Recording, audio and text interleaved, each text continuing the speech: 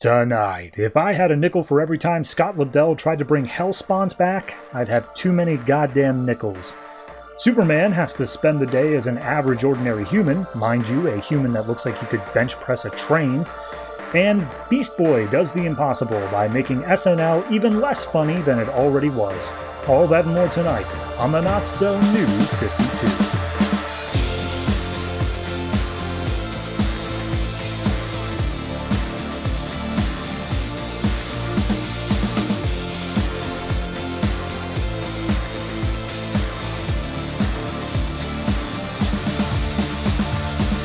Hello everyone and welcome to episode 185 of the Not So New 52. I am your host and happy day after St. Patrick's Day, or as I like to call it, National Hangover Day. Don't worry, I'm going to keep this podcast nice and chill, nice and quiet. Don't have to worry about any sort of loud noises or anything like that. Sorry, I couldn't resist. I'm sorry for anybody who that genuinely like ruined their day. Anyway, comics. It's much the same as it was last week. DC only put out 12 comics for this week, but next week they decided to put out 19. And last week I decided, okay, I'm going to pull a couple back. I'm going to move a few back into that week. Same thing's going on this week. I've taken 2 comics from next week's stuff, pulled it here, and everything's just going to be a bit more evened out over the course of the month. So, things that were supposed to come out this week that I am covering, those are in no particular order: Batgirl, Batwoman, Red Hood and the Outlaws, Batman/Superman, Supergirl, Superman, Green Lantern New Guardians, Teen Titans, Trinity of Sin, and our 3 weeklies, Batman Eternal, World's End, and Future's End. And then I've also added on to that 2 books from next week's releases, and those are Batman and Robin and Gotham by Midnight. So, all that's being covered this week. Don't really have anything much more to say on top of that. The only thing of interest is that so many series are ending. So Batwoman, that is not the final issue of that. We still have an annual coming up, but it is close to the end. Red Hood and the Outlaws, that's the final issue. Supergirl, that's the final issue. Superman, that's the final issue of Geoff Johns' run on Superman, so we're wrapping that up. New Guardians, final issue of that. And Trinity of Sin, final issue of that. Along with Batman and Robin, even though that's technically next week's, there is one more annual coming out of that one. So, a lot of series being wrapped up. We're close to convergence time, which I'm sure will do major numbers, because everyone is interested about convergence, right? Anyway, yeah. Don't really have much more to say, so we'll just jump right into it with whatever Bat book I feel like starting off the day with.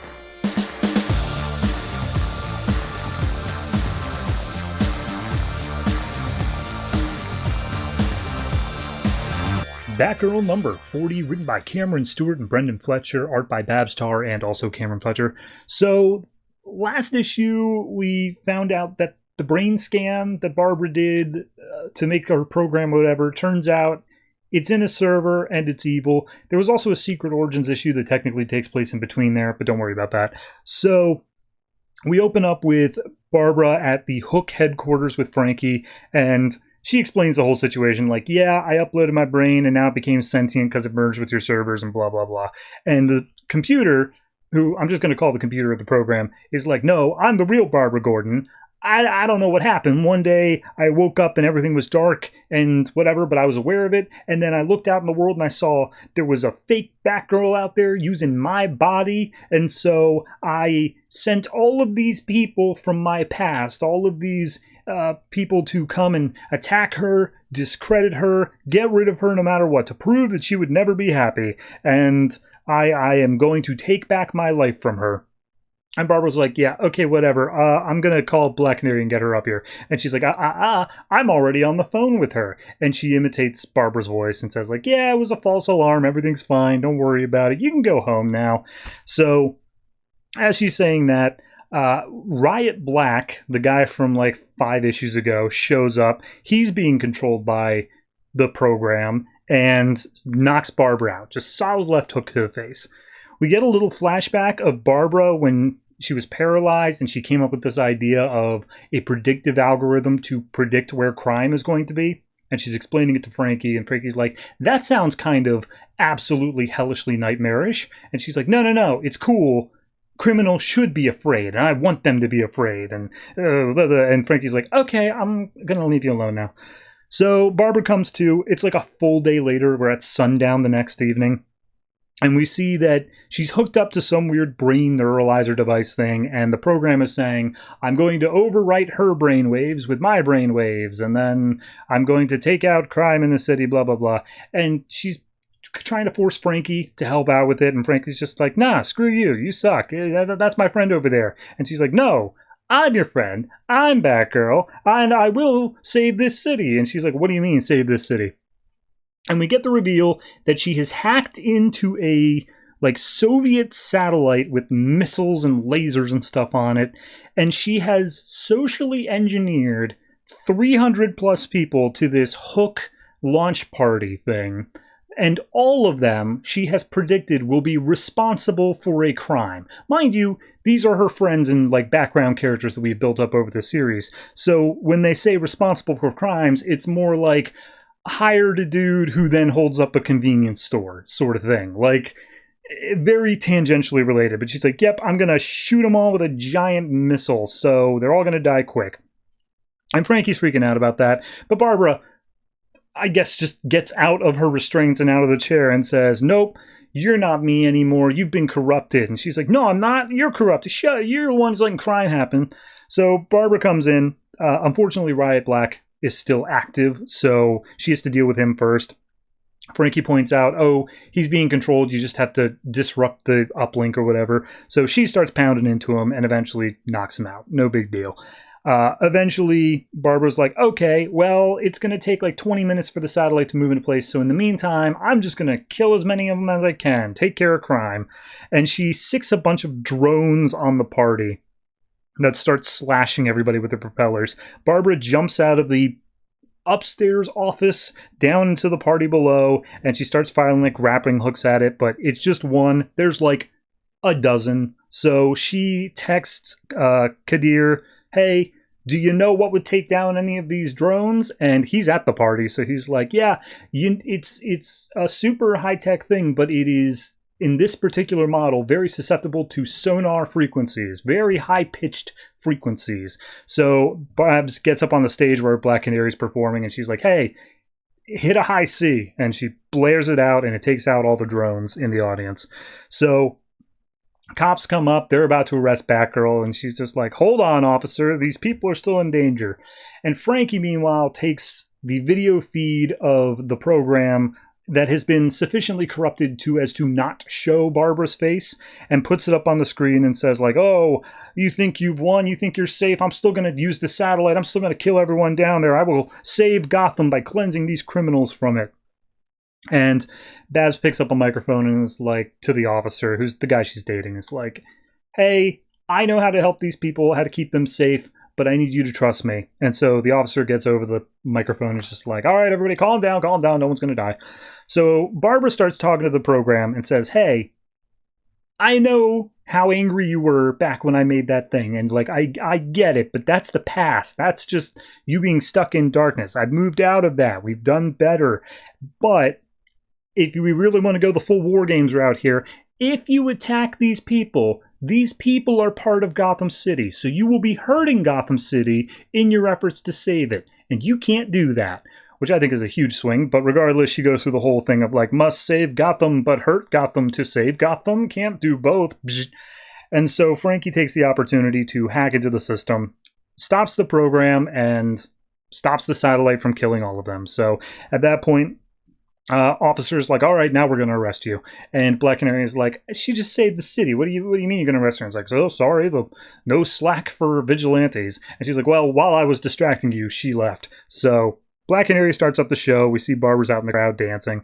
And we cut to the next morning. Or I should say afternoon, because it's after 2 p.m. Babs comes out, and Frankie's like, hey, superhero celebrity roommate. And she's like, yeah, sorry, I got you all wrapped up in that. And Frankie's like, no big deal, check out what I did. And she pulls out the laptop and shows that she got the algorithm back, but stripped it of all the evil nasty bits, so she can submit that for her thesis, blah blah blah. But Frankie's like, yeah, I want to get in. I want to get in on the game. I want to be your sidekick, man in the chair. So let's make that happen.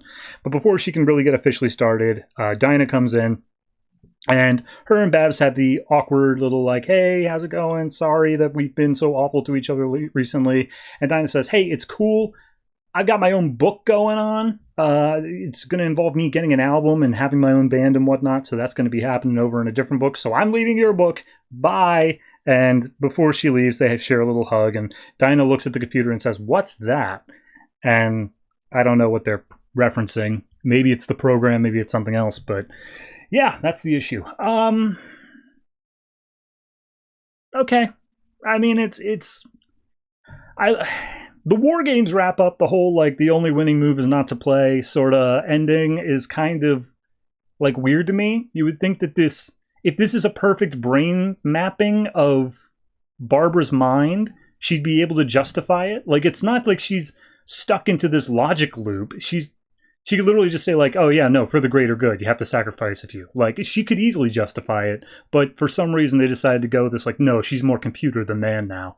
Or woman, you know what I mean. Beyond that, the art's great. I like the rest of it. It did just kind of feel like, all right, we're done now. Like, this is the end of the story arc. And it really could have ended at any point. I think you had the few things where, like, oh, Batgirl's being discredited, and Batgirl's now a social media star, and now everyone hates her. Like, any one of those chapters could have been cut, and you still would have been able to get to the same ending. I think this, honestly, if they really wanted to slim it down, it could have been 2 issues. I'm glad it wasn't. I think it's a solid enough arc, but it definitely was just slap this ending on whenever we got there. So I'm going to say this is a 7.5. It's a good, solid issue. I really do like the art, so I'm not going to critique it too hardly there. And yeah, we'll see what more comes from these writers post-Convergence.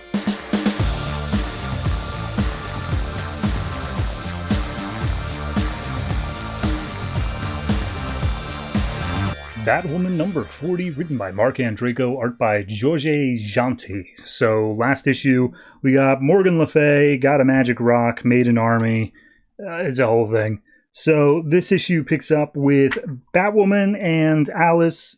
Their whole team is out across Gotham trying to get updates on where Morgan Le Fay is, and ultimately no luck until Batwoman and Alice come across a murder scene. And it turns out it's the murder of that Alexandra Witherspoon girl. The one that's... I keep on forgetting her name. Natalia? That sounds right to me. I could be wrong. Is being, framed for. Or at the very least, is actually involved with. And Kate sees this and immediately like, oh crap, I gotta go. So she runs off to go check on Natalia. But as she's doing so, she remembers these very vivid dreams that she had of attacking the girl, and she's like, no, I didn't do that. That wasn't me. Did I? So we cut over to Morgan Le Fay, and I'm just going to get her whole plot out of the way immediately, because it's crazy. She's got her little army. They're in Slaughter Swamp, and she's like, well, I've got my stone, and I want to bring about a new Avalon, but Gotham's just so gosh darn boring. Where can I sit and take over the entirety of the Earth? And one of the monsters goes, the moon. And then they just do it. They just go to the moon. So the long and short is that they go to Wayne Enterprises, hijack a satellite, somehow use magic to have the satellite beam them to the moon, and that's more or less where we get to. So we see back in the apartment of Natalia, Kate shows up, and she's like, oh, hey, don't worry about it. I'll keep your secret. And Kate's like, excuse me? And Natalia's like, yeah, you killed her for me. And she pulls out some bloodied Batwoman gloves, and Kate's immediately like, no, that was a dream. That didn't actually happen. And she's like, hey, some people use diamonds, but your gift to me was killing someone who was a nuisance. So cool. Thank you. Love it. And we see that she's totally upset about murdering someone, but Natalia's like, hey, it's all right, don't worry, like, embrace it, savor it, you've killed for me, now you belong to me. And in comes Alice just being like, all right, you overplayed your hand a little bit there, that's a bit too much. And Natalia's like, Kate, your sister's here, I love you and you love me, and she's trying to tear us apart, so kill her. And Kate immediately launches in under her hypnotism or whatever. So her and Alice begin fighting. And eventually Alice manages to separate for a while. She scratches Kate's arm and Kate starts to bleed. And she's like, Kate, if you were an actual vampire, you wouldn't be bleeding. Vampires are undead, remember? So why are you bleeding? And Natalia's like, shut up. That's not how vampires will work. Just Kate, kill her. And Alice is like, hey, if that's really who you are, if you're a murderer like that, go ahead. Bite me. And she pulls out her neck and Kate approaches and she can't do it. She just immediately falls down in part. Natalia gets like some sort of a nosebleed or something because of her refusing. And Alice is like, haha, gotcha. So she pins Natalia to the wall and says, yeah, well, you were going to run out and try to hypnotize someone else. And Kate's like, what do you mean hypnotize? And Natalia is like, I prefer a psychic empath. And Alice says, Kate, you didn't kill anyone. She's been putting things in your head. It's not that. And Natalia just drops the entire facade. She's like, God, you suck. All of you suck. Next time I'm going to stick to old dudes with money. And Kate's like, what? You didn't love me? None of that was true? And she's like, no, I hate you. And I don't even like you. You're the worst. And like, don't get me wrong. You're hot. Don't get me like the whole lesbian lover thing was absolutely hot for while it lasted, but no, I want nothing to do with you. I just saw you being this basket case after your breakup, and I knew I could take advantage of you and make you do whatever I wanted to do. So that's what I did. And they throw down the accusation here where Kate's like, you hypnotized me to sleep with you. And she specifically says, no, you can't hypnotize anyone to do anything they wouldn't do while they were awake.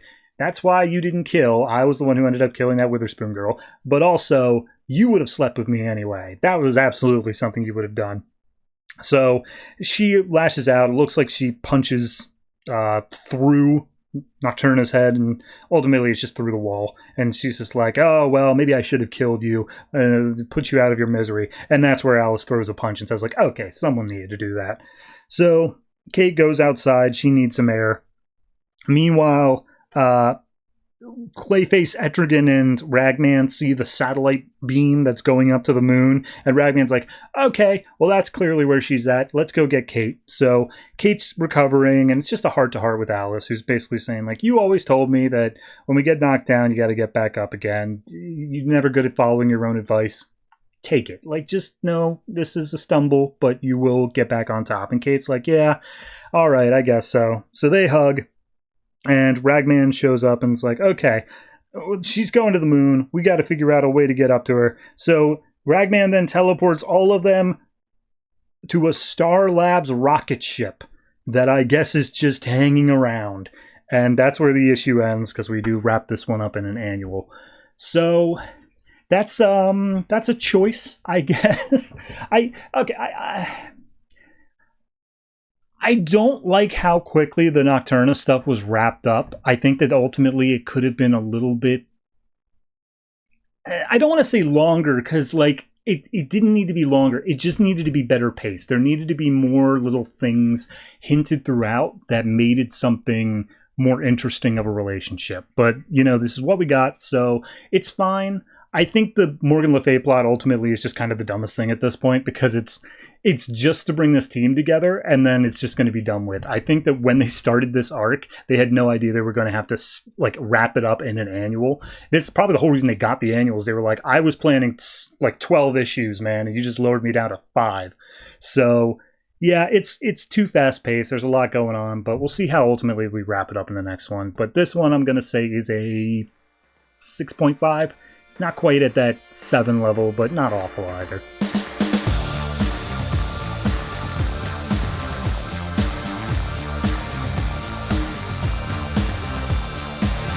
Red Hood and the Outlaws, number 40, written by Scott Lobdell, art by Tom Derenick. So last issue, who even cares, man? They found an entire like huge group of alien soldiers, and then Hellspawn showed up and is about to get the drop on them.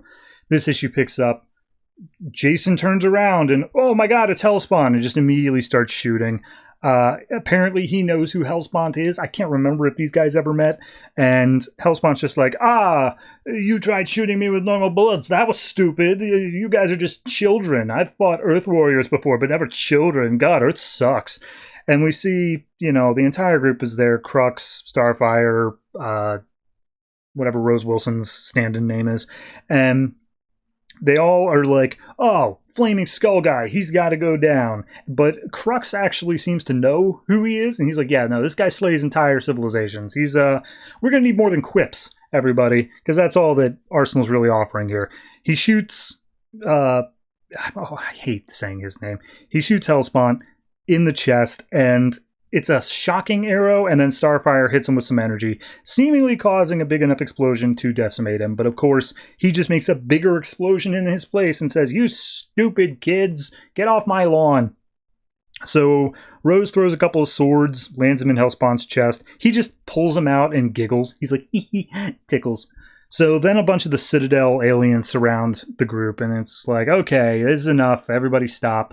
And the voice that they're hearing turns out to be Starfire's sister, Commander, who is on the side of Hellspawn, which we already knew from a previous issue, but regardless, she kneels down before Hellspawn and it's just like, oh, thank you for sparing the Tamaranian people from your world conquest whatevers, because I sided with you, because you're the obvious victor, Hellspawn, but please, may I ask you spare my sister as well? And Hellspawn says, yeah, probably not. I'm going to kill them all anyway. So Crux apparently knows that the Citadel aliens, all of their armor, is not only hooked up in like a hive mind network with each other, but also is hooked directly into their brains. So if they can just hack that, they can take out the entire army at once. And he shares this with Red Hood in a whisper, and they say, yeah, we just got to get a chance. We got to distract Hellspawn. So Jason walks up to him and says, like, hey, let me be clear. This planet isn't yours. Not now, not ever. And Hellspawn's like, all right, hey, Commander, do the thing. And she's like, okay. And then she blasts Hellspawn with a massive amount of energy of her own. And Hellspawn just grabs her, says, how dare you? And throws her halfway across the Brazilian rainforest. So the fight reassumes. We see one of the aliens gets knocked down, and Crux is trying to hack into it, figure out how to do that. He says he needs 2 minutes. Meanwhile, Corey is like, I have to go check on my sister, but you guys need help. And they're like, don't worry about it. We got it handled. And she's like, you really don't, but okay. So she flies off. We see that, they're doing their best. They're taking out a bunch of Citadel aliens. Corey makes her way across the rainforest and finds her sister seemingly dead. I say that because she looks unconscious and Starfire screams no, which seems about as dead as she can get. We see then that Hellspawn, after being hit a bunch of times, grabs Jason by the neck and just says like, all right, I'm going to tear off your head now. Meanwhile, Crux has finally hacked into the army's armor, and all of them just go up in smoke. They're all just exploded from the inside. And so everyone's now focused entirely on Hellspawn, and he's like, all right, well, I'm going to kill you anyway, and then I'm just going to get another army, and I'm going to come back. An army's a dime a dozen for me. Who cares? So as he's about to do that, we see a giant laser cannon beam seemingly just wipes him out. All that's left of him is an arm that was attached to Red Hood's throat. And we see that piloting a giant mechanized laser cannon is Roy, who's just like, hey, I did it. So, epilogue. Starfire has to take Commander back to her home planet in order to get her healed, because she's not dead, she's just wounded. And they say, hey, yeah, I got to go do this. It's a family member. Thank you for understanding that. And they're like, no problem. So she hugs Jason, gives a kiss to Roy, and they say, oh, remember me, we're going to be doing our own separate books for a while. Please don't forget me.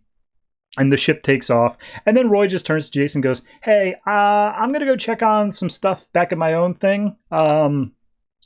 Bye. And he gives Jason a man hug and walks off into the rainforest. And the only one left, I don't know what happened to Crux. He died. He's just dead somewhere. Is Rose, who turns to Jason just being like, hey, you just lost your entire team. Are you sure you're okay right now? And Jason's like, we weren't a team. We were just a couple of friends who were trying to make the most of our lives. And we were outlaws.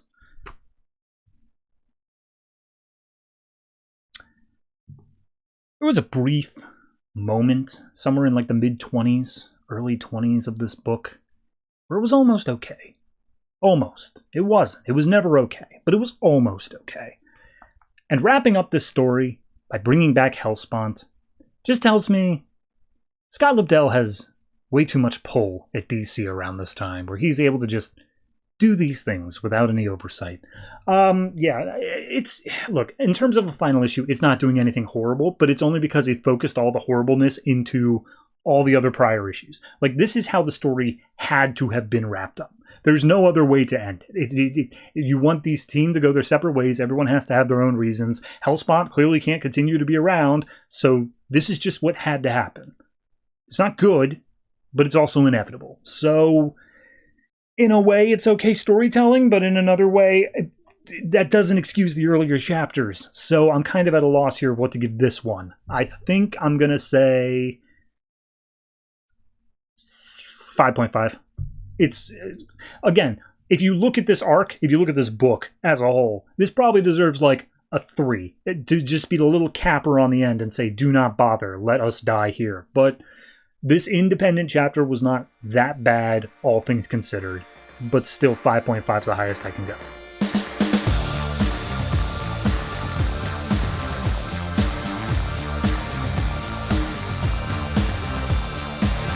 Superman number 39, written by Geoff Johns, art by John Romita Jr. So last issue, Superman learned about his super flare power, he's lost his powers, and then introduced himself to Jimmy Olsen and said, hey, I'm Superman. This issue picks up with someone delivering the package that we saw at the end of the last issue that was in Mr. Oz's possession, dropping it off in the mailbox, goes over to a mail or a payphone and says, hey, I dropped it off, and Mr. Oz is on the other end saying, good, you'll have a hot meal waiting at home. And they say, thank you, Mr. Oz. And they've got a little Oz tattoo on them. Anyway, that doesn't matter at all. Over to the Jimmy Olsen story. Jimmy's in shock. He's like, what? You're Superman? Huh? What? That's crazy. Oh, well, this is awesome. But, like, what? And so immediately he launches in. He's like, show me how you fly. Let me see that. Do it right now. And he's like, okay, maybe, I can't do that right now. And he's just like, oh, okay, I get it. You're not actually Superman. You look just like him, though. I actually would have been fooled. And he picks up Clark's glasses, and he's like, yeah, maybe it's still glasses. And Superman says, yes, they actually changed the shape of my eye and dull my eye color a bit. It throws people off a little. But at that point, he's like, yeah, but your costume looks different, too. There's minor inconsistencies, Clark. And he's like, yeah, well, I solar flared away my other costume, as that happened. And so they go out walking, and Superman explains the whole thing about the super flare power, and he says, like, yeah, it's kind of like my heat vision, but through every cell of my body, but then I lose my powers for 24 hours. And Batman says it should be back by sundown. And Jimmy's like, oh, right, Batman. You talk to Batman, because you're a member of the Justice League. That makes sense. You talk to Batman. And he's like, yeah, so Superman's human for a day. Okay, that's cool. And Superman's like, Burr, it's a little bit chilly. I should have brought my jacket. And he's like, yeah, you should have. Why didn't you? He's like, oh, well, I usually don't feel cold. I use my supervision to see the density of air molecules, which tells me how cold it is, in order to dress appropriately so people don't look at me weird. It takes a lot to fit in being Superman. And Jimmy's like, and you're talking to me. I've struggled to fit in every day of my life.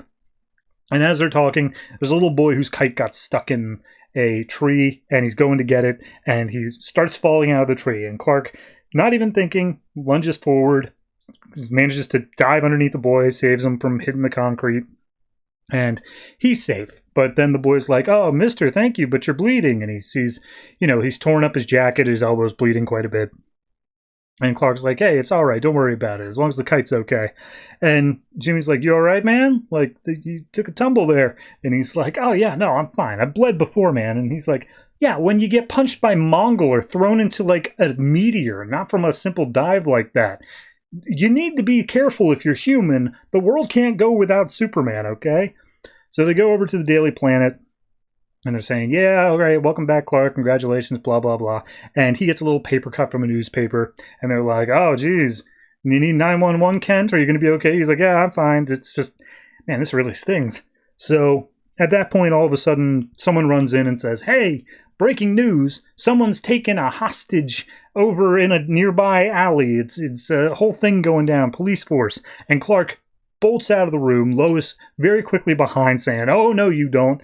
And so they both run down to the scene, but Clark dives into a different alley and seemingly gets changed into a Superman gear. So Lois and Jimmy arrive at the scene. The guy still got his hostage, held at gunpoint. All the cops are like, put it down. You need to step back, do that. And he's like, no, not gonna.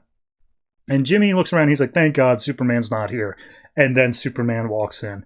And he just walks past the cops, walks up to this guy. And Jimmy's like, oh, God, oh, no. What are you doing, man? You don't have... You're not bulletproof right now. And so Superman walks up and he's like, hey, I'm going to keep walking towards you. You know what happens when people shoot me. They waste their bullets. This is not too late for you. You let the man go now, and you might spend, a little bit of time in prison, but not as much as you would for murder. Just set down the gun.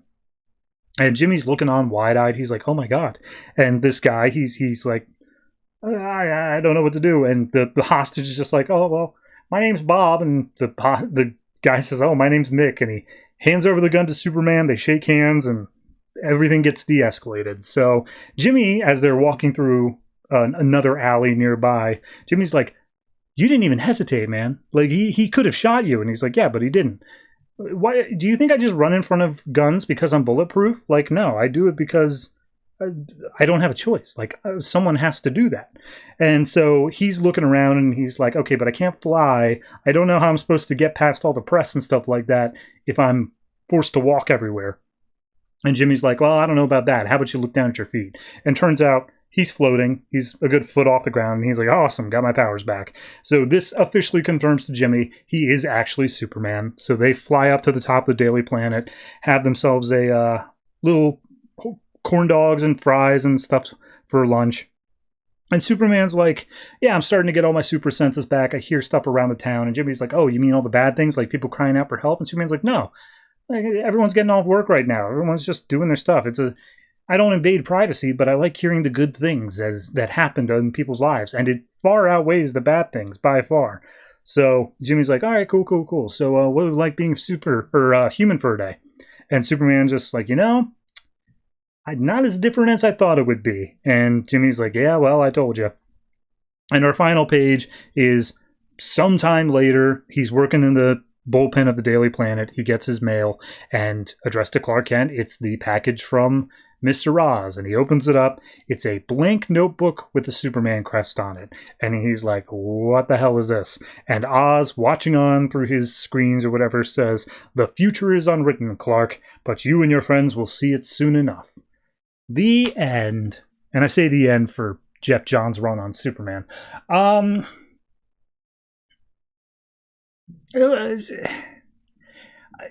Okay. I hate when I pause like that because I feel like I should have my thoughts collected by now. But it's difficult for me because while I like the concept of this issue, Superman being human for a day, and so he has to go around and he just does human things, but ultimately still ends up being Superman. He still saves the day even though he's just Clark Kent.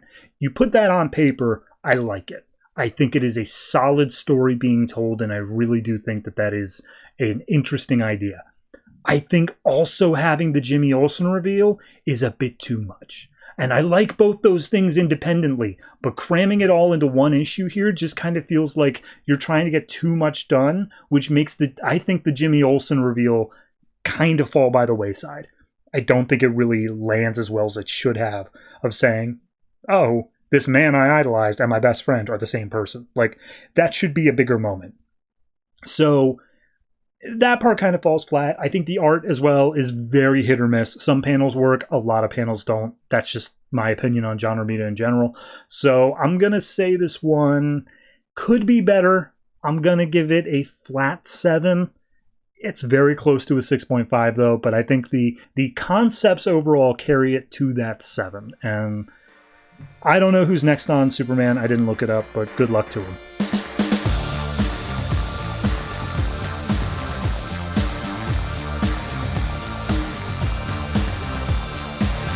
Batman Superman number 20, written by Greg Pak, art by Ardian Syaf. So last issue we went down into Kandor, and then Zadu is controlling everybody, and Superman meets his grandmother and his aunt, and Supergirl meets up with one of her friends who are all being controlled. So we cut back to some years ago where Cal was being first introduced to his grandmother on his mother's side, who apparently disapproved of Jor-El being from the House of El, thinking that he is a fear-mongering genius, as he's saying, like, yeah, the world's going to explode. And then, of course, Kandor was put into suspended animation, blah, blah, blah, watched over by Cal, and they just blame him for the idea that they've been trapped in this darkness, and they've been conscious, they've been aware of it as they have been stuck here for all these years. And so that's why they're attacking Superman and Supergirl at this point. And it's like, oh yes, the Phantom King will help conquer your pitiful planet, and we will live out the lives that we deserve. And Superman, as he's being attacked by them, is just like, of course this had to happen. I meet up with my family, like some of the only family I have for the first time ever, and they hate me because that's just what Xadu, the Phantom King, does. So we then see Lois Lane and Ray Palmer in the Shade headquarters. They're just floating around, and Lois is like, Batman has been signaling for help for like ages now. We need to go down. And he's like, what are you talking about? And she's like, in the static, it's Morse code. He's tapping it out on his chest. It's probably the only way he could get the message out without Xadu hearing. He needs us right now. We got to get in there. And Lois gives the lowdown on like who Xadu is and basically says it's Superman's Joker, or at least he's acting that way now. So Ray Palmer's like, all right, I've got an idea. We got to go subatomic, and it's going to be difficult, so buckle up. So we see Supergirl is trying to talk to her friend, Tali, I believe it is, and it's not working. She's saying like, oh, I remember the last time I saw you was you just got like your license and all this stuff. And she's like, oh, I remember nothing but darkness and you weren't there. And so she's about to zap Kara. Superman jumps in the way, and he's like, she's letting down her guard because she thinks it's her friend, but it's not. This is someone being controlled. It's a whole different thing. But Superman still tries to call out to his family and just like, guys, I know you're in there. We're family. You're being controlled. You got to fight it. And they're just like, shut up. You're evil. We're going to fight you anyway. And so they continue to go at him. And then in comes Batman. And he's literally saying like, oh, you don't have quite as much fight as Jor-El. And Batman comes in saying like, yeah, he doesn't want to fight his family, but you're not my grandma. So he's wielding what seems to be a sword, but it ends up being a device that has a red sun mini particle, whatever, in it. And it takes away all the Kryptonian powers in the area. And he's like, now, it's only a tiny bit. So you guys should be more or less okay because you had so much yellow sun stuff. These guys are totally drained now. However, one of them sneaks up from behind and zaps Batman with heat vision. One of them that wasn't affected. So Batman is gone. He is killed. He is no longer here. Wink. And we see Xadu's just like, how does it feel, Superman? First I took away your family, and now I just took away your best friend. Tee-hee-hee-hee. And so Tali gets back up, joins the fight, and starts zapping Supergirl, Superman as best she can. And the entire time, Xadu's just like, oh, I'm going to take away the whole world now once your Kryptonian family kills you. And Superman's just like, I'm done. You've taken away too much here. And he just starts damning Xadu as he is forced to attack his own family. Supergirl also attacks her friend. And they freeze breath the grandmother. And he's like, I'm so sorry. And she's just, Gah. So Xadu's like, that was beautiful. I could hear your heart break. I love the fact that I pushed you to this. And I'm going to do it some more. People of Kandor, I have given you yellow sun radiation. Go attack Superman. Kal-El is here.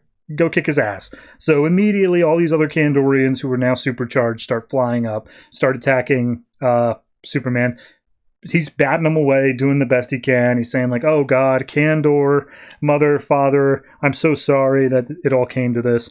And as he starts to get overwhelmed, he reaches down for Batman's red sun generator thing.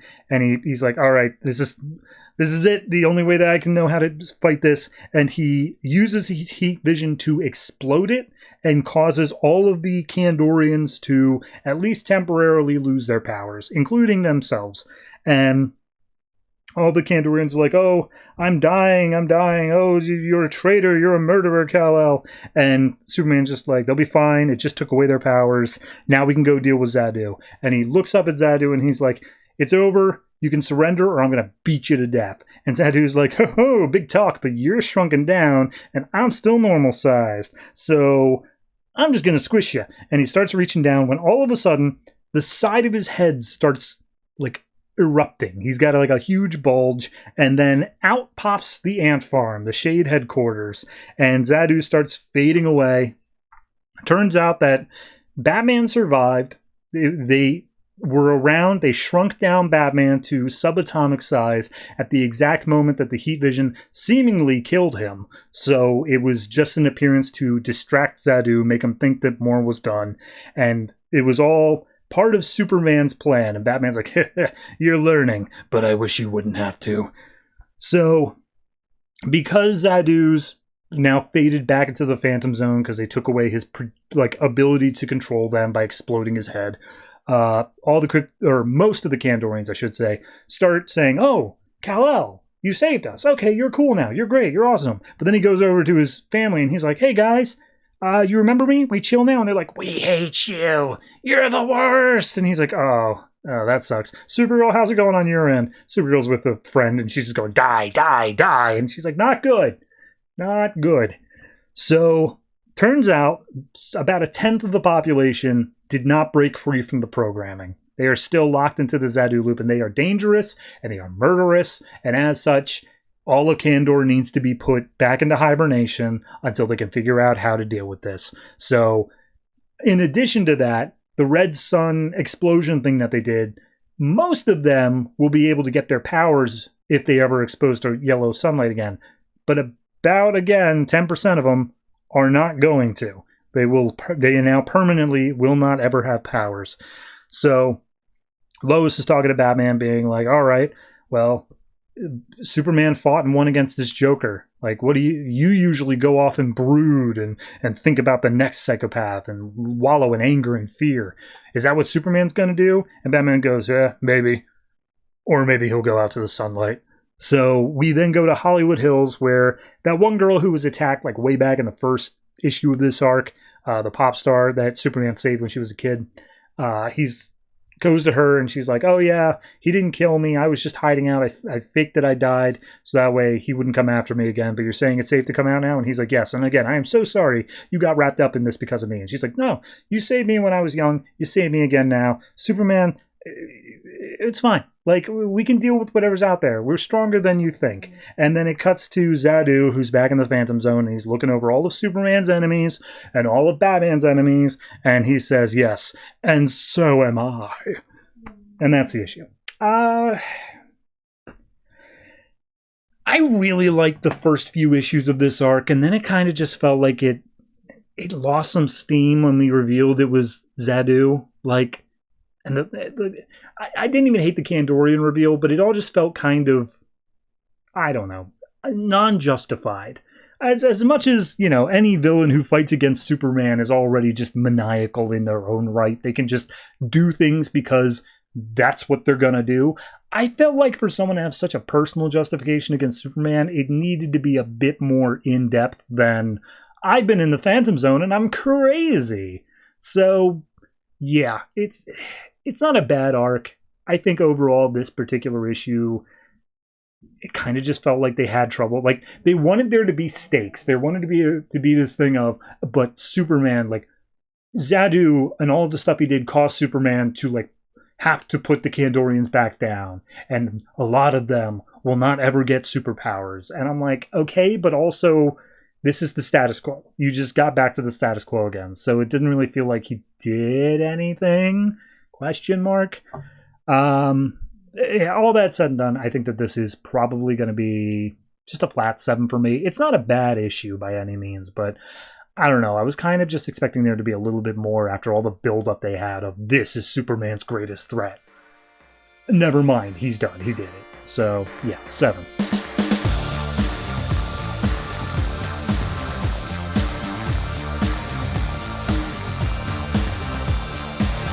Supergirl number 40, written by Kate Perkins and Mike Johnson, art by Emanuela Lupacchino. So last issue, the Crucible was taken over by the evil professor who's using Con-El as a template for making an entire clone army. So this issue picks up, Supergirl has been depowered, I guess, and she's forced to just watch this happen. And the evil guy's just gloating, saying like, this guy's got the House of L in him, so it's technically like I'm making you a whole bunch of new family members. You're welcome. And as he's gloating, a voice from the other side of the room speaks out, says, Corstus, shut up. And in comes Comet, who apparently has fully healed. He portals in and just starts beating the crap out of him. Also coming in is Savo, the big cat creature. And so they start knocking out people in this place. Kara immediately is like, okay, I'm starting to feel my strength coming back because the weapon was taken out or whatever, so I'm gonna go try to wake up Khan. And she starts banging on the glass of the tube, but nothing's happening. Comet is threatening to blow up the head of Rojo with his psychic powers, and Rojo cannot do anything about it. Meanwhile, Savo is going over and getting out Maxima and the whatever her name is, the principal, Amata, from tubes that they have also been confined in. So once everyone's free, they're like, cool, stop the cloning process. We got to do it now. And so they start breaking people out. Maxima apologizes to Kara, saying, oh, sorry, it was a trap. I should have listened to you. And she's like, yeah, we couldn't have known. It's not like the professor was obviously evil or whatever. Anyway, we got to be careful. We can't just rip Khan out. He is too heavily tied into that machine. I need to cut him out very precisely. So give me some time. And Corstus sends in a bunch of battle drones, and Maxima and the rest of the crew are like, we'll hold them off, Kara. You do what you got to do. So she uses her micro vision and her heat vision in concert, which is something that she apparently learned here at Crucible, in order to burn these little filaments and things out of Superboy's skin and allow him to be disconnected from the whole thing. So as Comet is about to blow the ever-loving brain out of Rojo, in walks Savo, who's like, hey, leave my brother to me. So he just goes off and fights other people instead. Amata goes after Corstus, who apparently was trying to escape, and he's like, we have much to discuss about your employment here. So eventually Kara does manage to get Khan down, and Khan's just like, Kara, you saved me. And Amata's like, not just you, the entire school, Crucible itself. To which Corstus is like, ha!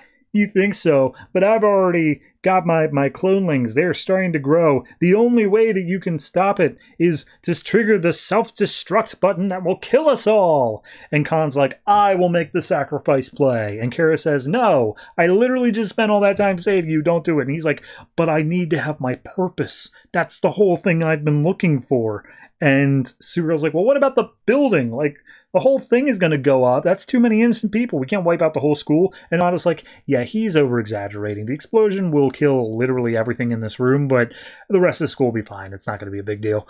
So at that point, Kara says, all right, Kryptonians are strong enough to live through the explosion. The rest of you go out and get people to safety. And they're all doing the like, no, we're superheroes too. We're going to stay here. We're not going to let you do this alone. And she's like, no, but like seriously, it's going to give us a big hero moment. I need you all to leave. And they're like, okay, fair enough.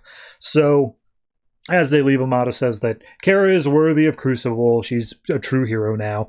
Everyone else flies out away from the rest of the structure, and Khan's like, okay, I'm going to use my TK power on it to try to stop it. And she says, no, we're going to do this together. So they both zap it with their relative power visions, and then the whole thing explodes.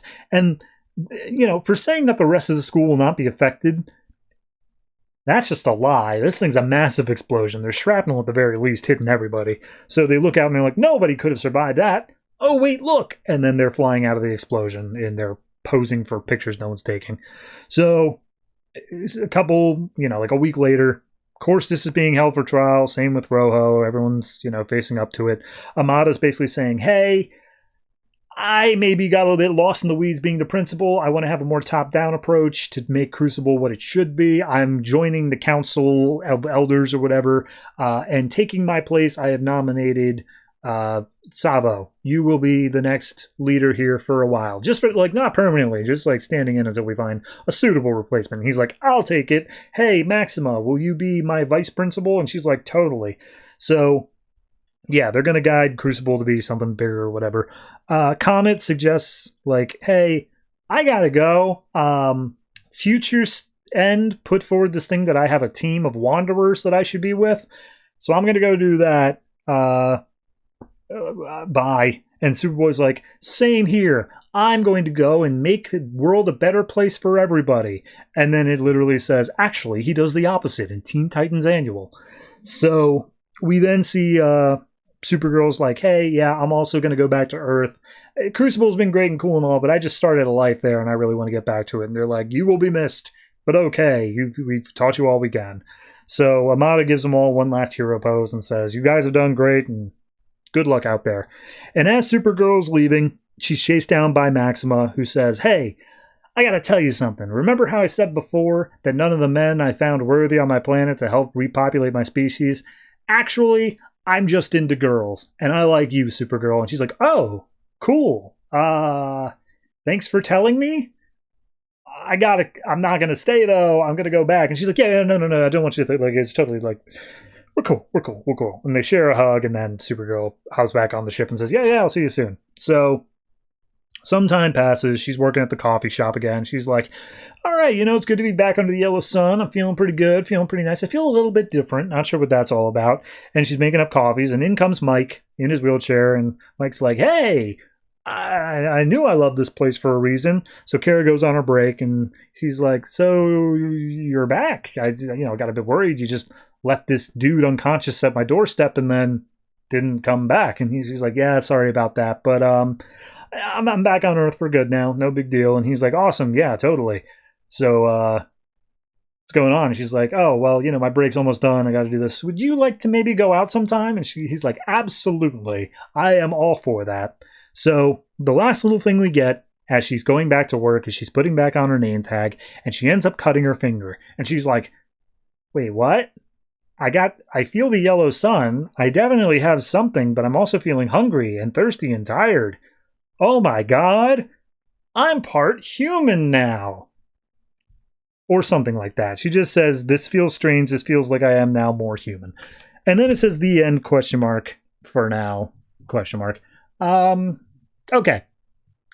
Everything leading up to the epilogues, fine. It feels like the way the story had to end. It was never going to be anything else. Of course they were going to beat these guys. Of course they were going to take out the clones. It was never going to be something where there was any sort of major status quo shift here in Supergirl.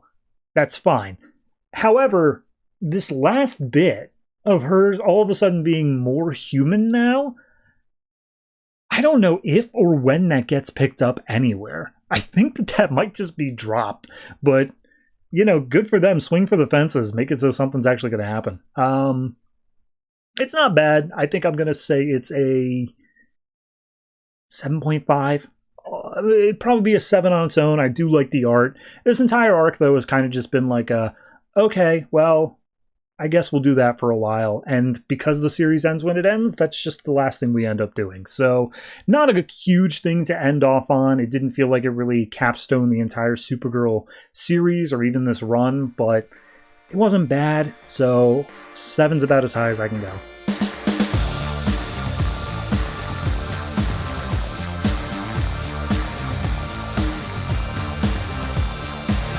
Green Lantern New Guardians number 40, written by Justin Jordan, art by Diogenes Neves and Roge Antonio. So, last issue, Oblivion wants to get rid of Kyle because he's a threat to the universe, and he's a part of Kyle who believes that. And then also the cavalry showed up at the end to help save the day. This issue is basically, how do we wrap that up? So we get Kyle who's like, yep, I'm Kyle Rayner, I'm the White Lantern, I saved the universe a few times, and because I have the life equation, Oblivion wants to kill me. But we see that as he's being gripped by Oblivion and like the life is being drained from him, the cavalry comes in and starts attacking all of them. And we get one of the God Killers, this woman who's been around for a while, Saint Walker, Carol Ferris, and then all the Guardians as well. So they all come in and they start attacking Oblivion. And I'll be honest, it's like 10 straight pages of nothing but that. And I'm not going to hit every panel with it. Just know that it's just a continued fight scene where Oblivion is getting continuously larger and stronger because the longer this fight goes on, the more Kyle comes to the conclusion of, it's inevitable. I have to do this. I have to sacrifice myself because otherwise I'm going to end up being a dictator tyrant that like changes the universe on a whim, and that's not what should be happening. And Oblivion's like, yeah, I know, right? But everyone else is saying, no, man, you don't have to do this. You can do anything else, just not that. We can't beat Oblivion as it stands, but maybe we can find something else. And as Kyle's just like, oh no, there's nothing else I could do, Carol eventually comes up and just being like, no, shut up. That's not it. Look, you are different. You can do this. You are able to do anything. If you can't beat them with the way the cards are currently stacked, change the game, man. Change the rules. And Kyle's like, change the rules. Yeah. Okay. All right. Got an idea. Hey, Guardians, I need your help. So all the rest of the cavalry is trying to hold back Oblivion for a while as Kyle does a mind tap thing that apparently he learned from what's his name, Highfather, and he talks to all the Guardians inside this mental space, and he's like, look, the universe needs a White Lantern, but to be a White Lantern means having access to the life equation, and that ain't bueno. We can't have that.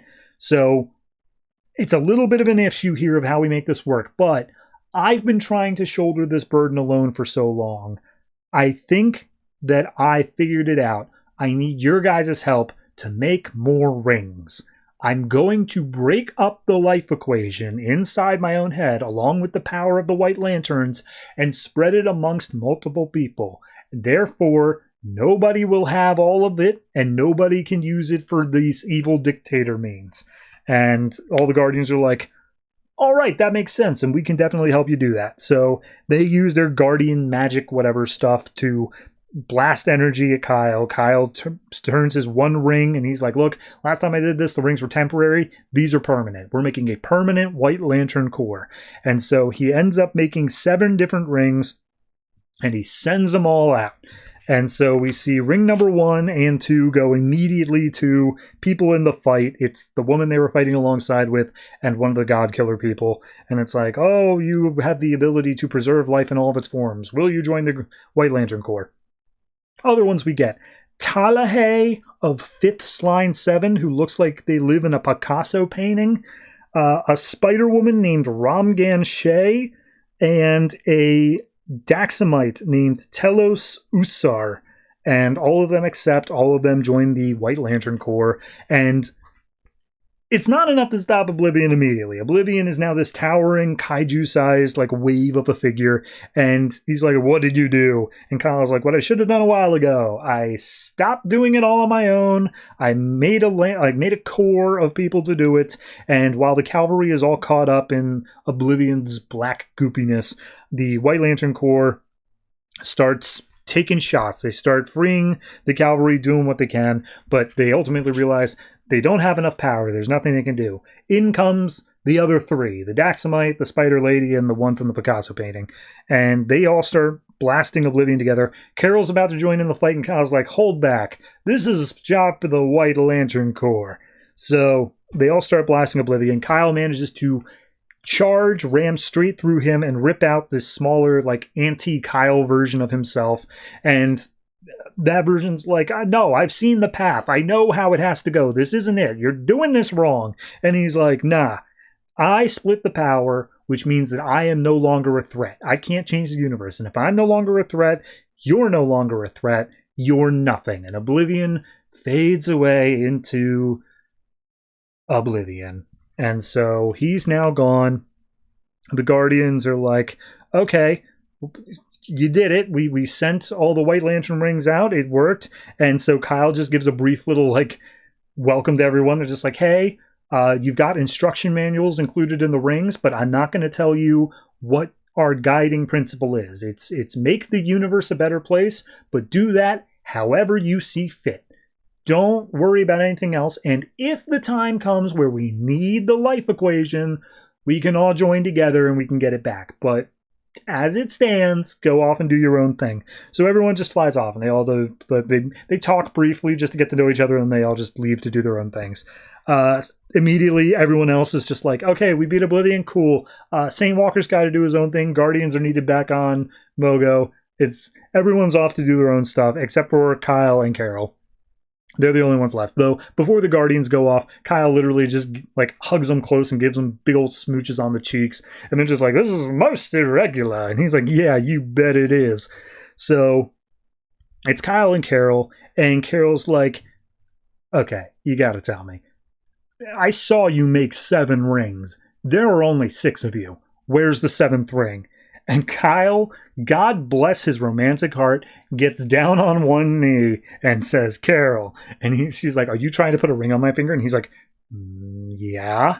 And she's like, look, if the reason you didn't give me it during the fight is because you didn't want me involved, that's patronizing as hell. And he's like, no. I just thought I would keep it secret, in order to give it to somebody that I truly trust. And, that's you. And she's like, no matter how much I like this, we are way too early in a relationship for you to put a ring on my finger. Also, I'd much rather be a Star Sapphire right now. And he's like, oh, okay, yeah, sure. And she's like, hey, relax, I'm not breaking up with you. And he's like, oh, that's good. She's like, with feeling, oh, that's good, yes, of course. So they share a kiss, and he says, all right, so what now? And it's like, well, we've been out here for a while. We've seen some crazy things, but you know what? Let's go home. And they both fly off as it says, the end. Okay, I'm of 2 minds. I like this ending. I really do like this ending. I think this idea of, having the White Lantern energy all inside one person is too much. You got to split it up. You got to make a core. I really do like that.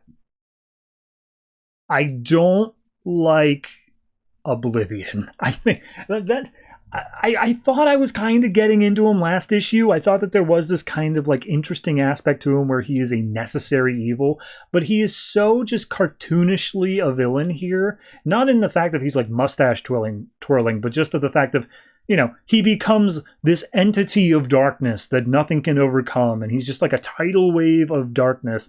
I don't know. I kind of just rather him being the Venom to Kyle Rayner's Spider-Man, where he's just a bit bulkier, a little bit more crass, but ultimately he is still just Kyle, he's just the darker reflection of him. Making him this bigger entity just kind of felt a bit too much for me. I get you need to have this unstoppable threat in order to justify having the White Lantern Corps, but it could have done it a little better, in my opinion. But again, plot-wise, really do appreciate this. I think that this is a very good way to start up this White Lantern Corps, make it so it has a purpose where they're all protecting the life equation and also are able to act pretty independently of each other, so we don't feel like there has to be a central authority like Oa or Mogo or whatever. So good setup for whatever's coming later. I like the way it wraps up this book in particular. The Carol and Kyle romance feels like it is blossoming, but ultimately not quite, getting married, obviously. So I'm going to say overall, I enjoyed it, and I'm going to give it an 8. I think it deserved that entirely.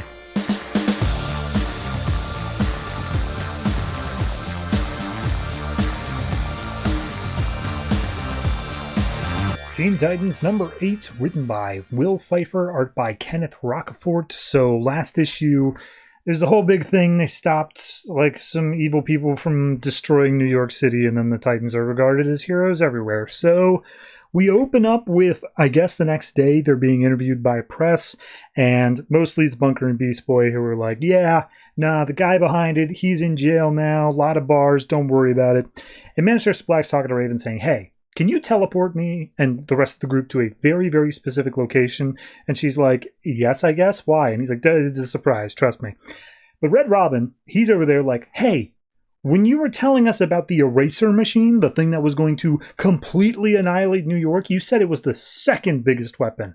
What's the first, bro? And he's like, what? Oh, it's just one of those things you say, like a rumor of like, oh, there's this huge other thing or whatever. It's not actually real. It's no big deal. And he's like, I don't know. I don't buy that. And he's like, look, you guys saved the day. You captured the bad guys. You're heroes.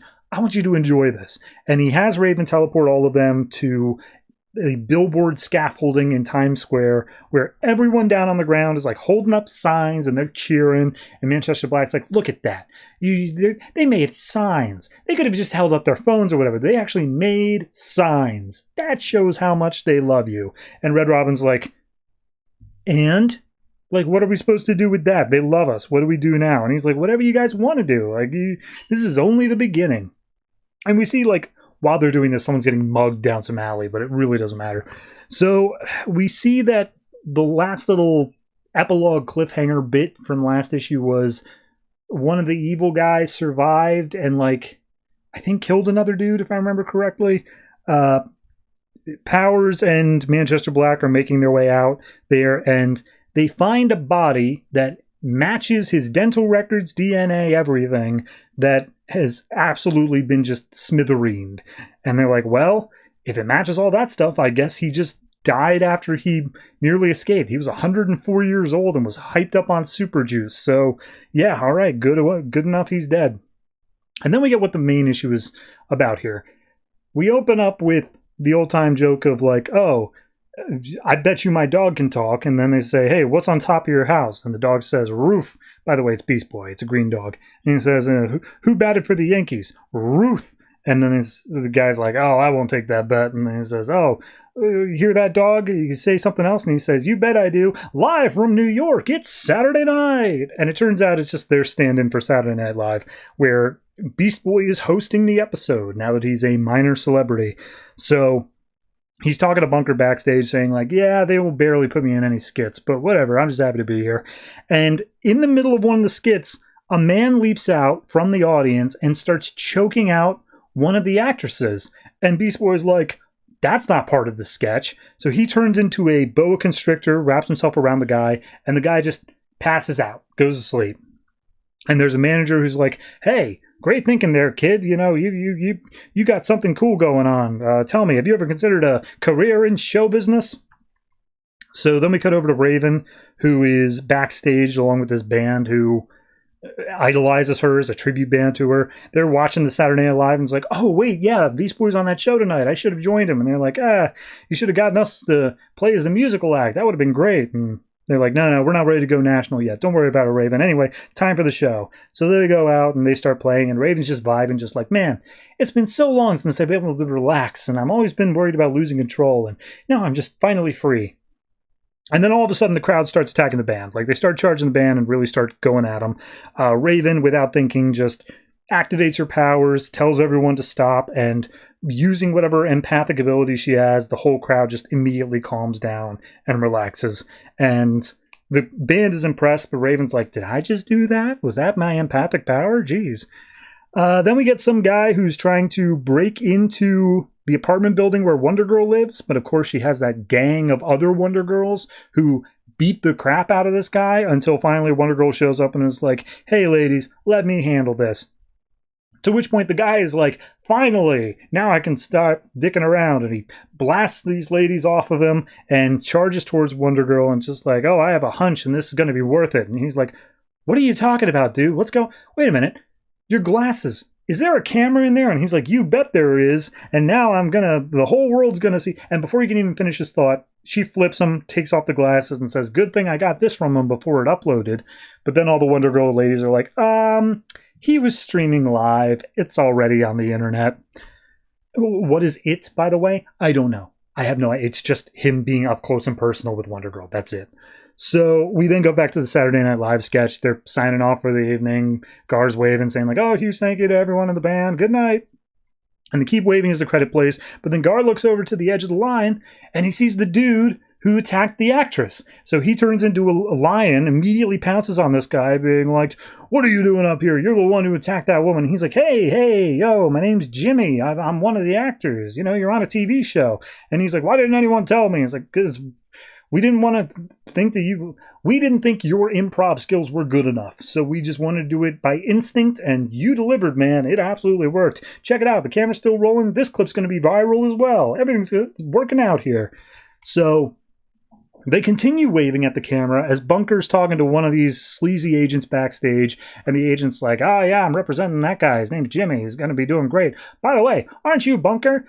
why aren't you on this show? You know what? I bet it's because you got so much panache. I saw the viral marketing you had in issue 1. You've got a real message out there. How would you like your own reality TV show? And Bunker's like, sweet, yeah, let's do that. So that's all happening. And then the final thing we get here is Star Labs has been destroyed, but Red Robin is still tip-tapping away. He's looking for something. Manchester Black shows up and he's like, hey man, everyone else in your group is like doing viral stuff right now. Beast Boy is on Saturday Night Live. Bunker's got a reality show coming up. Raven just saved some people at a thing. Wonder Girl's in a viral clip that frankly I don't know what it's viral for. Like, what are you doing chilling out here when you could be basking in the glory of being Titans famous? And he's like, that's not why I do this, man.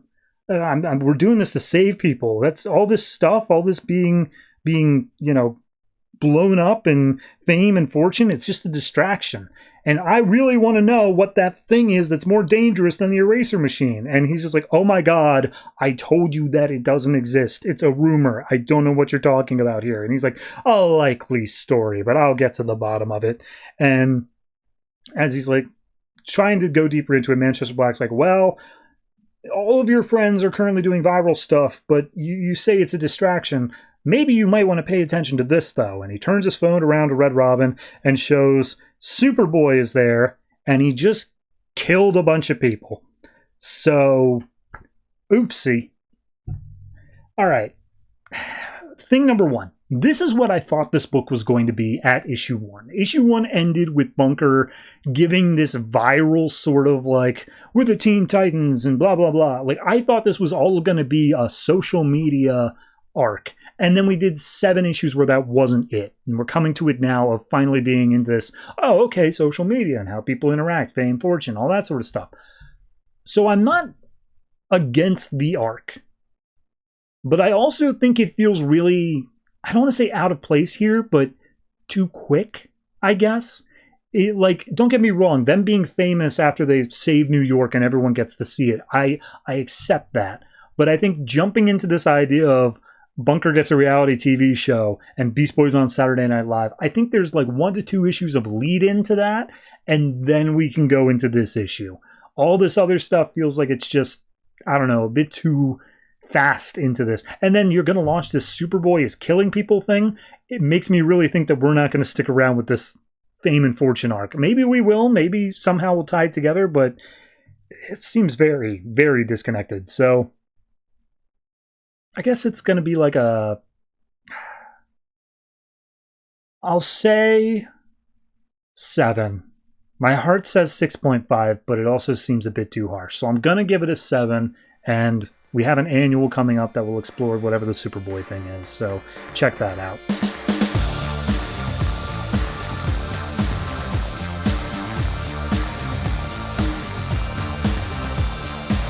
Trinity of Sin, number 6, written by J.M. DeMatteis, art by Yvel Guichet. So last issue, they got out of the cube of redemption or whatever it's called, and they were immediately brought into the war room of the evil people. So this issue, as all other issues have, picks up with narration towards the end of the book.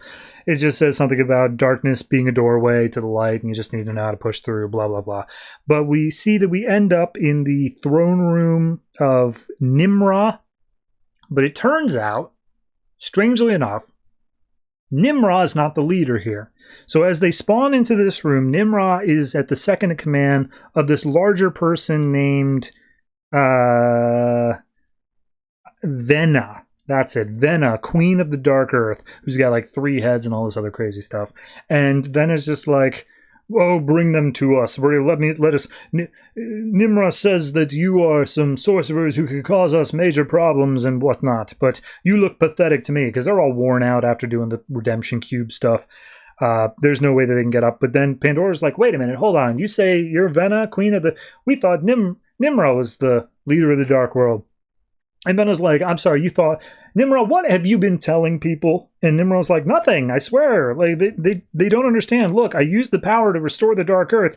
And Venna just backhands Nimrah, being like, what in the hell are you talking about? Dark Earth hasn't been anywhere. It's been right here the whole time. You didn't restore anything.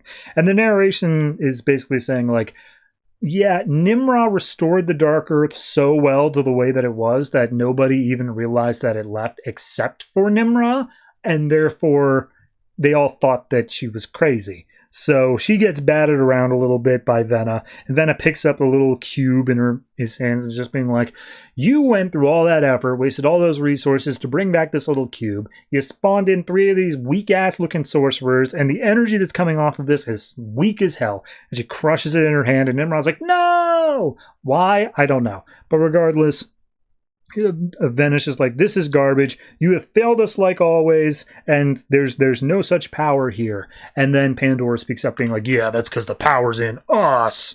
And then we see that the Trinity of Sin has become super Saiyanized, and they are ready to fight because the energy in the box somehow went over to them. Don't worry about it. But regardless, they've got some major firepower now.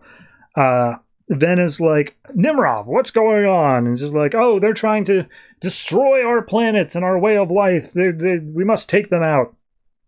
And we see the fight scene play out, and almost immediately before anything can happen, the 3 realize their bond or whatever. They have to join together, and not like physically, but spiritually. They merge their energies together, and they become even more powerful than any of the darkness, to the point where the real world starts phasing through and starts coming back into this dark world. But it only lasts for a second before, wouldn't you know it, they run out of energy. So they start getting attacked again.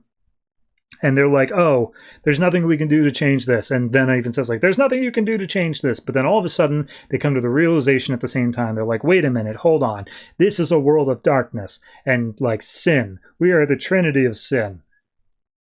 All right, we know what we have to do. And so they all focus, and they start absorbing all of the darkness into themselves.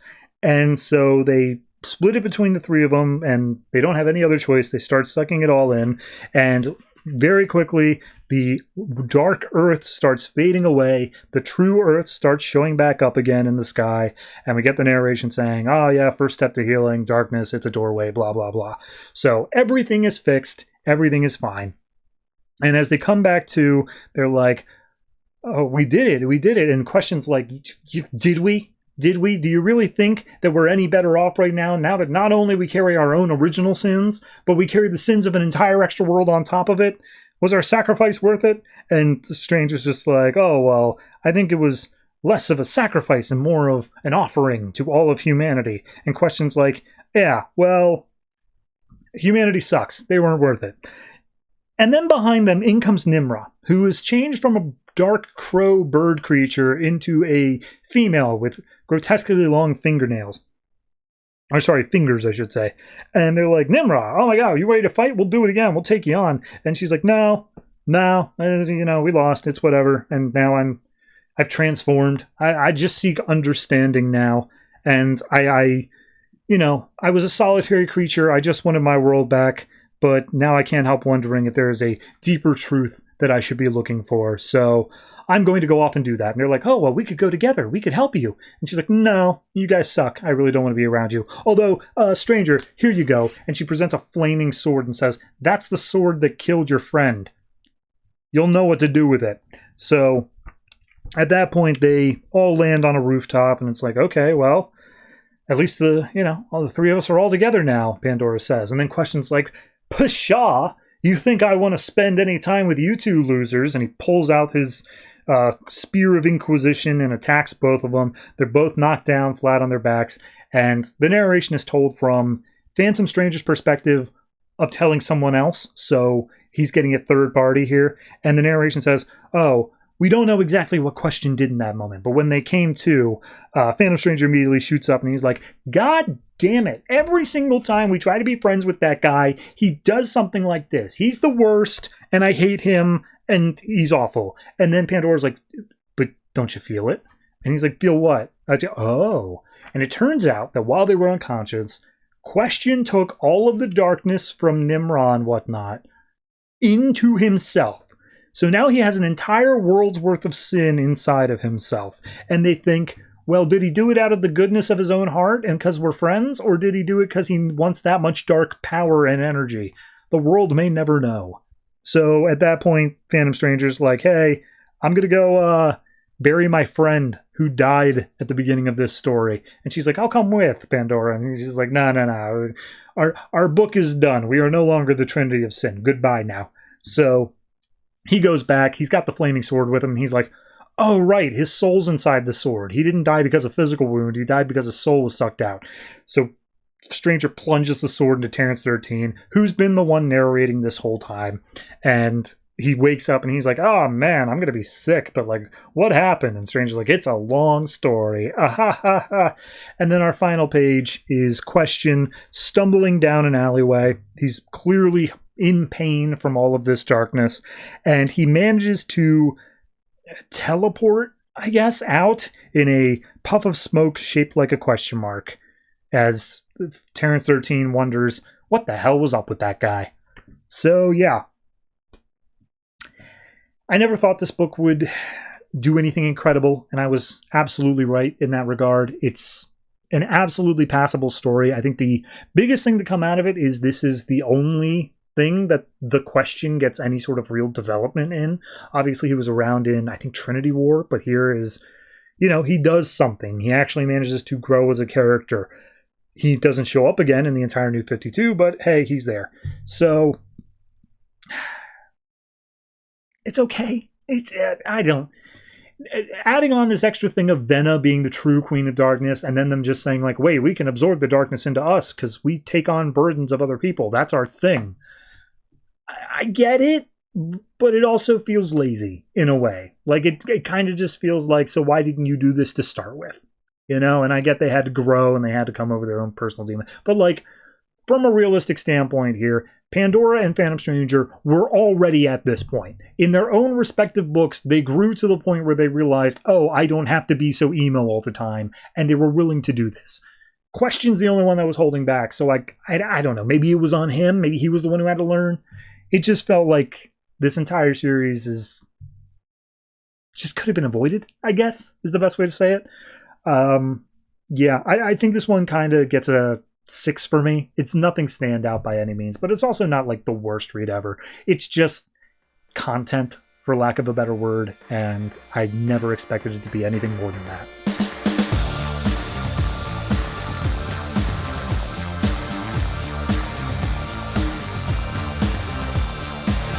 Batman Eternal number 50, written by Snyder, Tynion, Fawkes, Higgins, and Seeley, art by Alvaro Martinez. So this issue picks up exactly where the last one left off, and Batman has crashed a jet into Bane, and he's just coughing in the street, and he's like, oh, for a minute there I thought I won.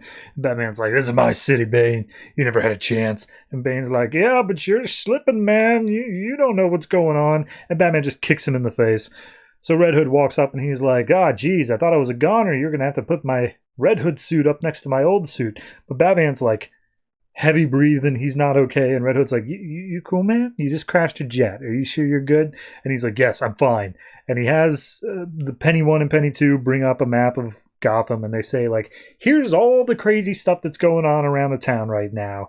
More specifically, you got to take care of the Scarecrow thing and the Mr. Freeze thing. Those are big things right now. So he tells Red Hood, keep Bane paralyzed with a paralytic until cops show up. He's off to take back his city. So we go over to Blackgate, where Gordon's just sitting in a cell reading a book. And as someone approaches, he's like, now I've already broke 4 wrists and 3 kneecaps in the last 3 hours, and I want to finish my book. But it turns out it's actually Bard, Bullock, and Maggie who are coming up, and they're like, does that line actually work? And he's like, more than you'd know, yeah. Also, it helps that I have a bunch of guys strewn about here because I have, Marine training. So Bard comes face to face with Gordon, and he's like, look, let's get you the hell out of here, and then we'll figure this out later. Someone put a hit on you before all this happened. And in walks Calabrese, who basically says, yeah, it was Penguin. He was the one who did all of this stuff now. And they ask where Penguin is now. He's left Blackgate on a speedboat that's being driven by Killer Croc. And he's like, yeah, I didn't want to take over the prison. What could I do with a prison? The offer from your boss is much more tempting. Of course, talking about Catwoman. So we then go over to Scarecrow, who's messing with Batwing. He's giving him some sort of fear toxin, and he's just like, ah, yes, the fear of death. It's the thing that relates all of us. Open your eyes. Look at it. Accept the horror of what's falling upon Gotham. I've sent my drones out there, and they will make everybody fear what's happening. But then the drones start turning back, and Scarecrow's like, wait, are they done already? What's going on? Maybe there's something wrong with their programming. And in comes Batman, riding 2 drones under his feet, saying, yeah, I made sure their programming's fine. So they deploy the toxin all over Scarecrow instead of all over the city, and he's like, yeah, well, try to stop me. So we see Penny 1 and Penny 2, they're looking over the maps of Gotham, and Julia's like, oh my god, everything's burning. Like, it's all Gotham, the entirety of the city is on fire. There's rats climbing out of the pipelines, power outages everywhere. The traffic lights are going crazy. There's been like 14, 15 different accidents. The whole city's going to hell. What is happening here? And they go to the Gotham City police website, in fact, all the municipal websites, and there's the same invitation. The invitation that says, tonight Gotham will fall.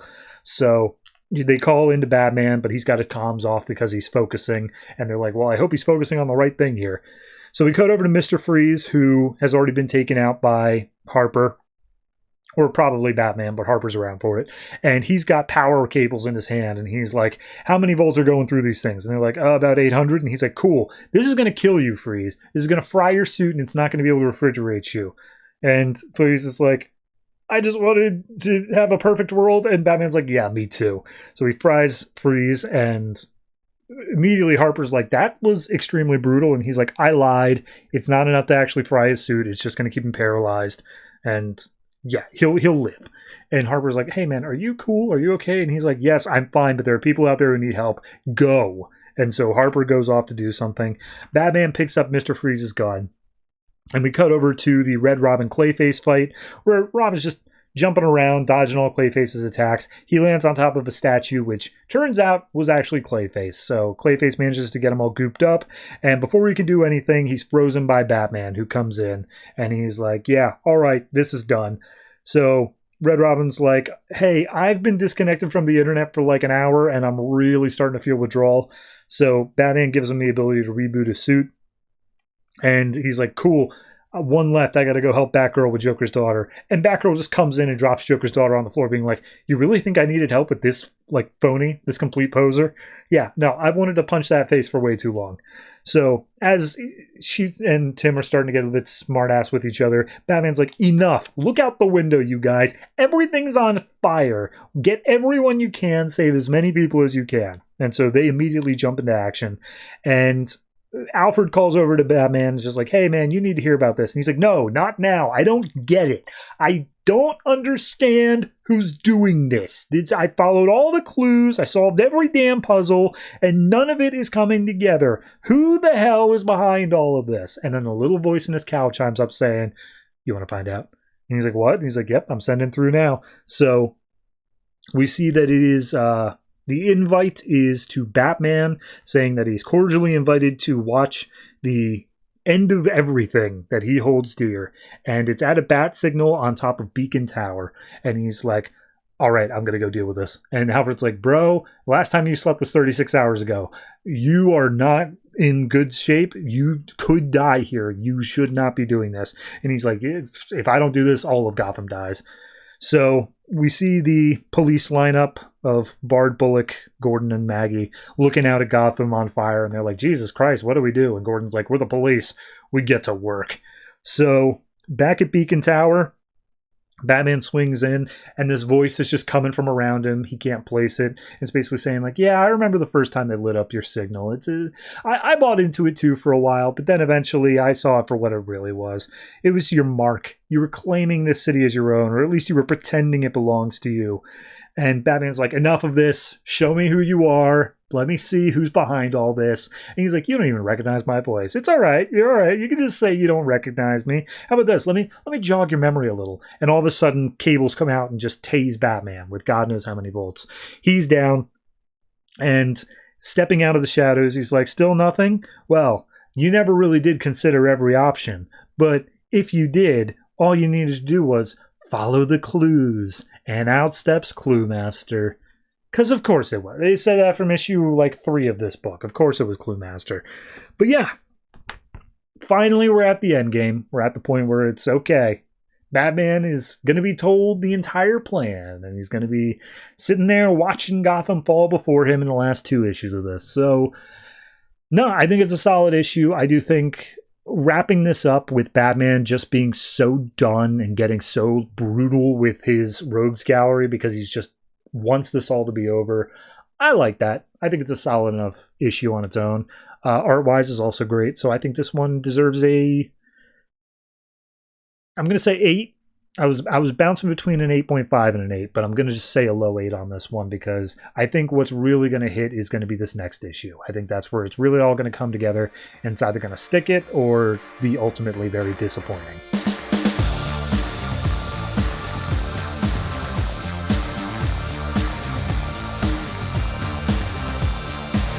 Future's End number 46, written by Azzarello, Lemire, Jurgens, and Giffen, art by Scott Eaton. So I'm going to do this one a little bit out of order, just because the main plot is interrupted every once in a while by these little side plots.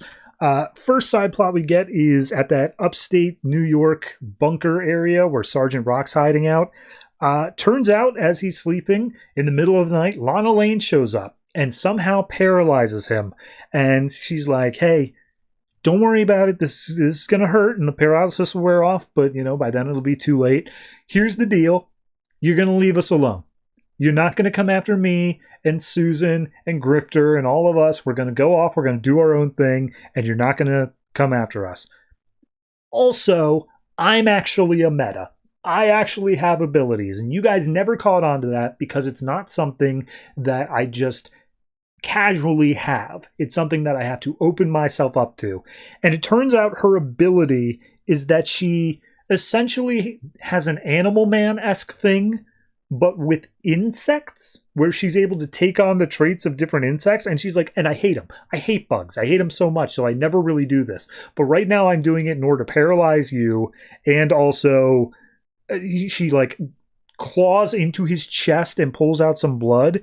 And something that Sue says later on is that she may have like laid an egg in his chest or something. I don't know if that's true. I didn't get that from the scene, but regardless, she's basically saying, all right, I'm teaching you this lesson now. We can kill you whenever we want. Leave us alone, and we'll leave you alone. So at that point, 50 Sue shows up, and she's just like, hey, you said 2 minutes. It's been 2 minutes. Are you good to go? And he's just like, yeah, all right, let's go. And Sue looks over at Sergeant Rock, being like, well, we're not going to kill him. He's like, no, we only kill if we have no other options. And trust me, he's learned his lesson. And she spouts off some medical terminology as he leaves, saying like, oh, and you might want to read up on that very specific thing. It's going to be very useful to you in the next few days. So we then see over at a diner motel where Grifter and the other guy, whatever his name is, they're eating some meals, waiting for Lana and Sue to show back up. They just teleport in and start eating. And it seems like everything's fine, but eventually the other guy, again, I've completely forgotten his name. I'm going to say Nathan. Why not? Nathan's like, hey, whatever happened to that vault? Whatever happened to the DNA vault that we got from Cadmus? And 50 Sue just reaches into her pocket, pulls out. It's tiny, itty bitty little pocket size now. And just like, what? And that's it? And Susan literally does the Porky Pig, that's all, folks. And their arc is done. So that's that. We also get the Firestorm subplot arc where mom is worried about her kid who was downtown when all the Brainiac stuff happened. And she's talking to a fireman. And then outside the door, Firestorm, who has made a little Dumbo ride for the kid to ride in, unloads the kid with the mom. And there's like, oh, Firestorm, thank you so much. What can we ever do? And it's like, listen to the fireman and stay safe. So she flies off and she's talking to Jason inside her body. She's like, that felt pretty good. Saving people does a lot more for me than fighting people. That's what I like more about this.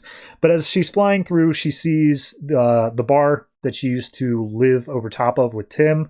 And she's like, oh, I lived here, but now it's all ashes. Like, this isn't even related to the Brainiac stuff. I wonder what happened.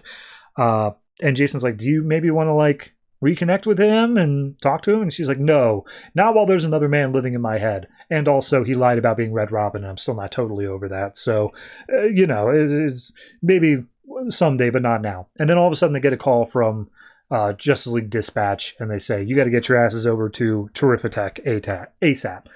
So that's where the main plot kicks in for the whole issue, and that is where Terry is, well, I guess Batman, Mr. Terrific, and the Atom are trying to shut down Brother Eye. Eye's just like, I take over all the backup generators, I've taken over the self-destruct, you're not going to be able to do any of that. And Batman's like, what's your motivation, man? Why are you doing this? And Terry pops in the window and says, I believe I can answer that. And Batman's like, who are you? What's your name? He's like, my name's Terry McGinnis. It's a long story, so I'm from the future, and let me get explaining. So we cut over to Plastique and the rest of the gang trying to hold back all the robots. She turns the door that they're like barricading into a bomb to try to blow away some of them, but there's so many that are coming through that she just ruined their only way of holding them back. So whoopsie on that front.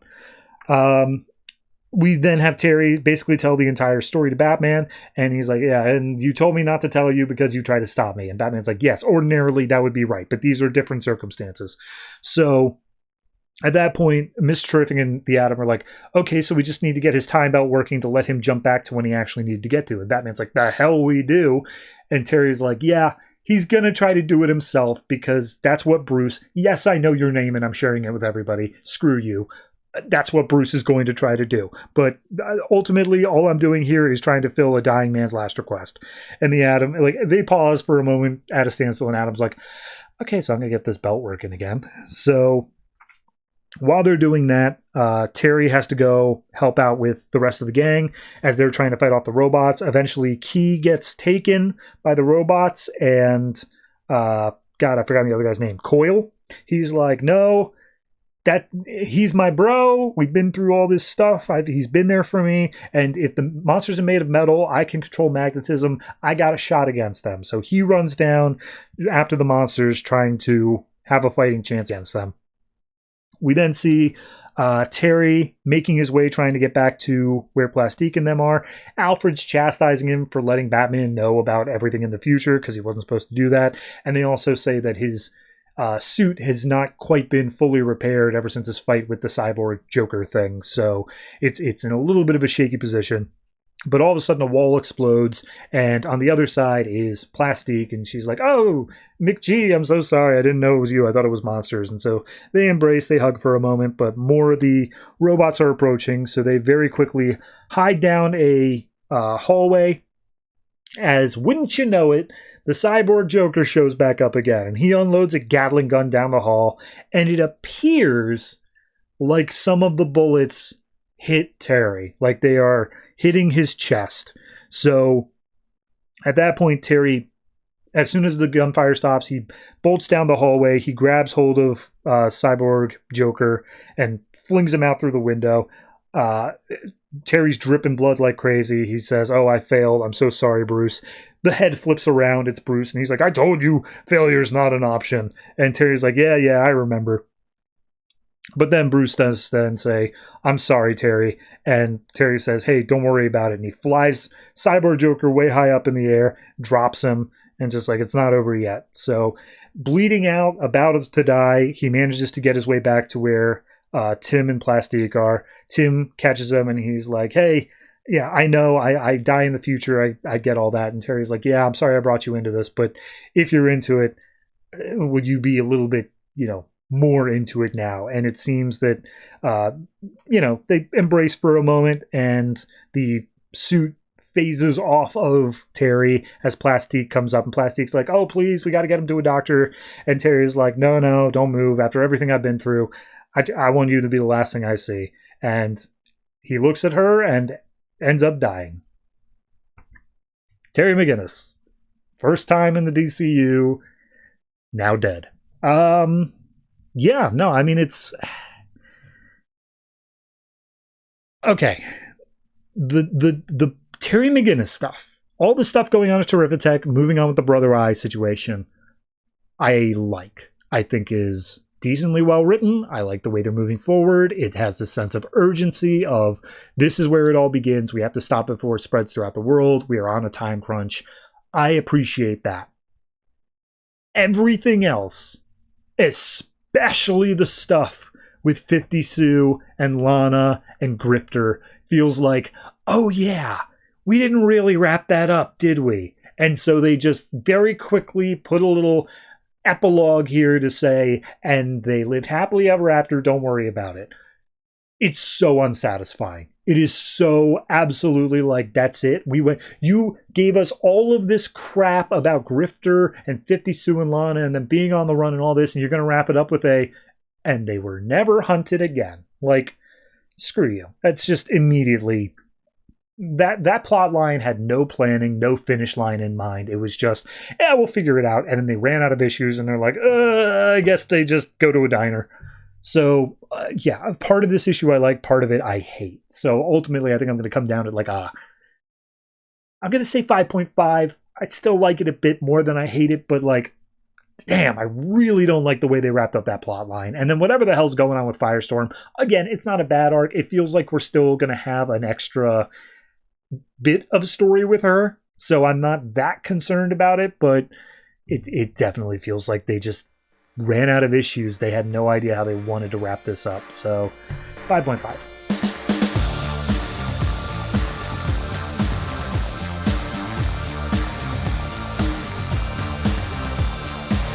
Earth 2 World's End, number 24, written by Bennett, Wilson, Johnson, and Bunn, art by a bunch of different people. So this issue picks up with Darkseid talking to his little council of elders or whatever, and they're like, bro, they just punched a hole through the planet. That's a problem. And he's like, no, it isn't. We're terraforming it already. It's no big deal. We're going to harvest them sooner or later. And then all of a sudden, Val-Zod and Kara come up through the ground, and they're like, you guys want to eat our planet, you got to go through us first, and we're going to make you choke on it. So we cut over to Adam's Haven as they're all getting loaded up in little escape ships, and Flash is leading his mom onto the ship, and Hawkgirl's like, hey, Flash, we're going to have to stay behind and make sure everybody gets out safe. And he's like, my mom doesn't want to leave the planet to begin with. She wants to die here, and so I'm going to be going with her. Okay? I got to do that. That's a me thing. And he's like, Hawkgirl's like, what do you say? You're a hero. We got to do this stuff. And he's like, what? I have sacrificed so much. I have done so much. Don't I deserve a chance to live and be with my family? And Hawkgirl's like, oh, I get it. Here I saw you running around and I thought you were a hero, but turns out you were actually just running because you're a coward. And Flash is like, all right, that's not fair. And all of a sudden the ground opens up and out comes a sea monster being ridden by Aquawoman, who's leading her own group of Atlanteans out of this little gap in the ground, saying like, oh yes, come my people, salvation. And everyone's freaking out like, oh god, a sea monster. And then Hawkgirl's like, oh hey, Aquaman, you made it. And she's like, yes. Do you have seats for several thousand? I like to get my people out of here. And Flash is like, oh no. These people have all been waiting. They deserve to get on first before you. Like, that's the whole thing. And Hawkgirl's like, everyone is going to be welcome. And don't worry, Flash, we'll save you a seat next to your mommy.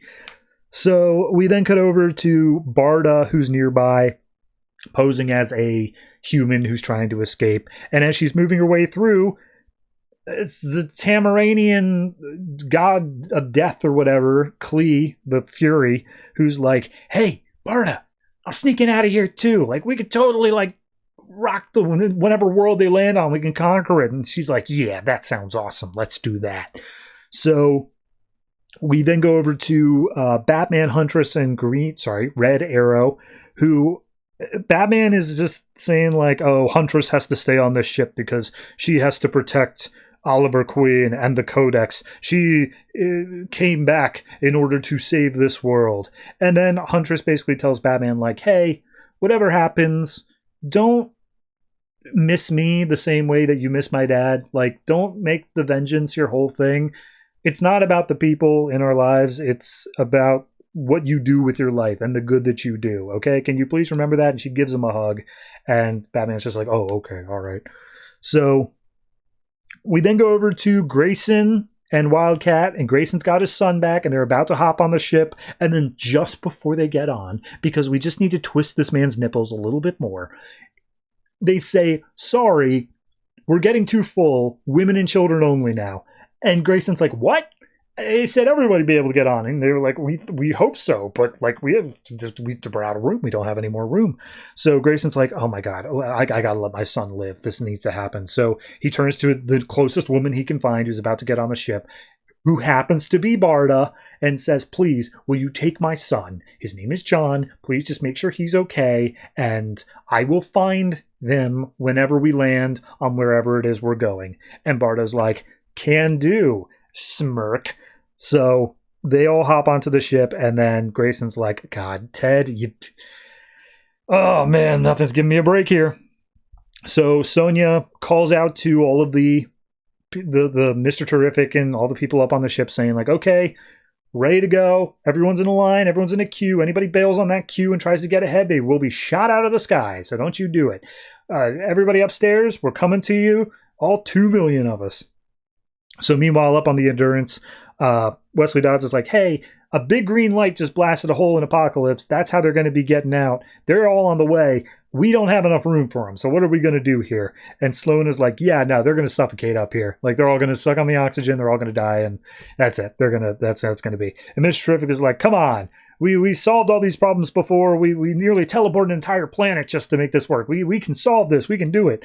And then all of a sudden the green light starts up again on their ship. And there's a big thum noise. And they're like, oh god, it's in the airlock. It's coming this way. Something to fight. Let's go, guys. Let's do it. And the airlock opens up. And out steps Alan, who says, friends, the planet is almost lost, but you have the answers I need to save the world. And then we go back to Apocalypse, where Kara and Val-Zod are just destroying the High Court. They're just punching through everybody. And Kara ties up one of them, thrusts him aside, and says, yeah, I don't need you. I'm here for your boss, and turns straight to Darkseid. And they both charge in at Darkseid. He grabs Val-Zod out of the sky and just says, oh, I love killing Kryptonians. Rips off Val-Zod's crest, throws him down to the ground. Kara also gets grabbed out of midair, and all the other elders are like, yeah, you got it, Darkseid. Good job. You do it. And as Kara's thrown aside, she's like, oh, let me guess. One more Kryptonian down. One more Superman you've knocked in the dust. I bet you think that I'm just like, I'm lesser than all of that. But you know who the Superman is on my world? It's me. And she comes in for a heavy punch, and Darkseid's like, I'm sorry, what? And that's the issue. That's where we leave off. I thought it was kind of weird of a heel turn. Not a heel turn. Just whatever he was for Flash. To say like, oh, no, I'm done being a hero. I just want to get out of here and live. Like, that wasn't forecasted at all. Up until this very point, he's been like, no, we got to save as many people as we can. Like, they've been doing it. So it's kind of weird that he's at this point like, all right, I'm done. I'm just going to hop on the spaceship. Goodbye. Like, maybe give a little bit more to that. I like the Kryptonians fighting against Darkseid. Just makes sense, you know. They got to go to the source. That's what they've been broadcasting for a while here. Whatever Green Lantern's doing up on the Endurance, hopefully it'll be an interesting way of getting these people out onto the ship. I think this issue is doing a decent job of wrapping it up. My only major critique is stop kicking Dick Grayson in the dick.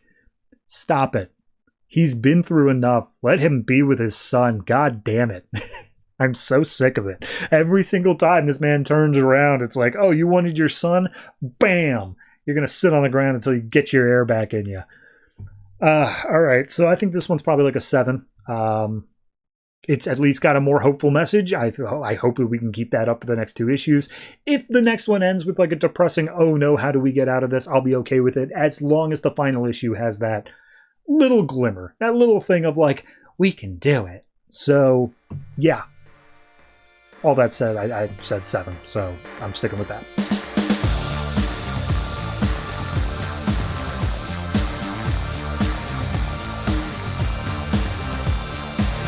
Batman and Robin number 40, written by Peter Tomasi, art by Patrick Gleason. So last issue, Damian with his superpowers was brought up to the Justice League Watchtower, and they said, hey, we got a mission, you're in on it, let's go.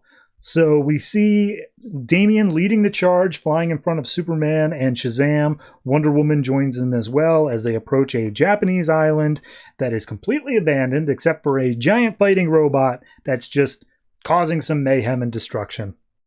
And we see Shazam immediately flies in, and he's like, I got this, and gets zapped by this robot, like, no problem. So at that point, Batman's like, there's no bystanders. That thing is a robot. You don't have to worry about not killing it. All in, go full damage. And Damian's like, all right. So he starts throwing heavy punches. He gets stuck in the creature's grip, and then turns out he has heat vision, which surprises him as well. So Superman and him combine heat vision to start chopping off limbs off this robot.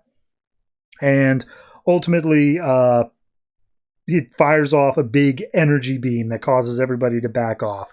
So as they're regrouping, Robin gets with Shazam, and he's like, oh yeah, it's going to take one more than that to take me down. Robin, you in? And he's like, yep. And Robin picks up a radio tower, this big metal spike, and he says, get its mouth open. So Shazam baits the monster to open up its mouth, and Damian shoves the giant radio tower into his mouth, pinning it to the ground, and then he has Shazam say Shazam, which causes a lightning bolt to come down and ultimately just fries the robot. No problem. And Shazam's like, yeah, that's teamwork, all right. You and I, we're the brave and the bold. That's us, kicking ass, taking names. And Damian's like, I mean, I feel like I was the one who came up with all of that, and you were just good at taking instructions, but, whatever. I'm happy to have assisted the Justice League. Feel free to request me anytime that you guys are a bit outmatched. And he goes over to the Batjet and gets in, and Batman's like, hey guys, thanks for doing that for me. I'm hoping that really wound down his battery. I'm hoping that all of that kind of knocked it so his powers aren't going to stick around so long. And Cyborg, hey, thanks for piloting the giant robot. And he's like, yeah, no problem. I was just eating chips here with a joystick. No worries. So Batman gets back in the plane, and Robin's like, what was that all about? And he's like, we needed to take the robot to the Prime Minister of Japan. And it's a school night, so I couldn't do it. And he's just like, yeah, all right, whatever. So they all get back to the Batcave, and Damian comes in and he's like, oh, you should have seen me, Alfred. I was kicking ass. I was the best. And he starts just literally juggling Alfred around and like picking him up with one hand. And Batman's like, please do not break Alfred. And he's like, yeah, you should have seen me. I took the robot down. And Alfred's like, yeah, down is exactly where I'd like to be right now. And please do not break Alfred. So eventually they're like, all right, well, I'm starving. What's for dinner? And they go up to the dinner table, and Alfred's asking about the mission. He's like, so please tell us more about what happened there. But I guess because of the superpowers, Damian also has a supercharged metabolism. So he's just downing like an entire turkey by himself. He's absolutely scarfing it. And Alfred's like, so you said he had eye blast this time? And Bruce is like, yep, sure did. So him and Bruce have a little conversation about the nature of Damian's powers. And, they're keeping it hushed, but is very quickly apparent. Damian passed out. Like, he's in a food coma. So Bruce carries him into bed and sets him down. And then he notices something in the corner. And it has a little letter attached to it. And he reads it off. It says, to Father and Alfred, I thought you'd both want to finally see it finished. And he takes this letter along with Alfred out into the main library. Turns out it's the painting. It's the family portrait that's been left unfinished for so long because Damian frickin' died. So Damian painted it himself. He finished it, and now they're hanging it up in the foyer. And Alfred's like, so do you think your plan worked to get his battery all worn out, faking a fight so that he can do it outside of Gotham? And Bruce is like, I mean, yeah, it seemed like the heat vision beams were really the big seller on that. They really got rid of the rest of his energy. So hopefully it should be enough, but Damian handled himself very well out there. I think he didn't let the powers control him; he controlled them. I was really proud of him, and Alfred's like, and I'm proud of you too, man. So next morning, Damian wakes up, and he goes and he finds that the letter has been opened. He's like, oh, it seems that Alfred and Father have discovered my painting, but he gets a paper cut from the letter, and he's like, wait a minute. That shouldn't be happening. So he goes over to the fireplace and he focuses and he opens his eye up wide and he's like, burn, damn you. Nothing's happening. He's like, all right, well, final test. And he goes and he jumps out the window ready to fly, doesn't, and ends up falling like a story. And he's just dangling outside a window as Bruce looks outside. And he's like, morning.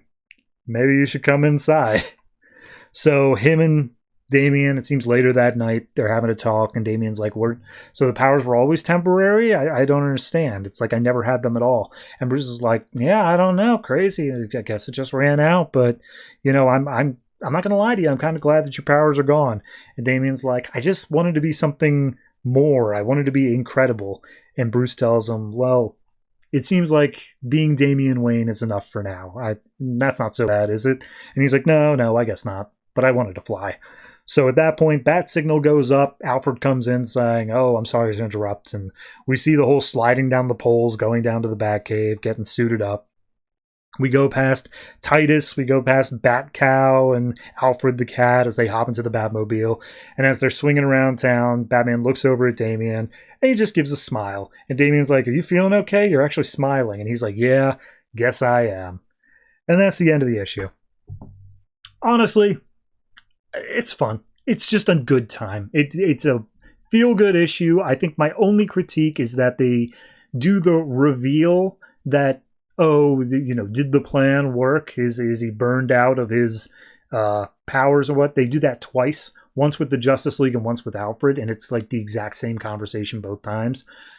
That's my only critique. The rest of this is just fun. It's just a good time overall. Between Damian using his powers like that, to the Shazam bits, to then him testing out his powers, the painting being finished, all of it super solid. So I think overall this one's going to get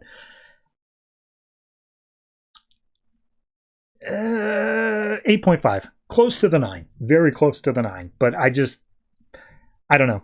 I don't feel comfortable giving it the 9 without having like an actual emotional, like, yes, this is what I've been waiting for. This was good. This was very good. Just ever so shy of that 9 to me.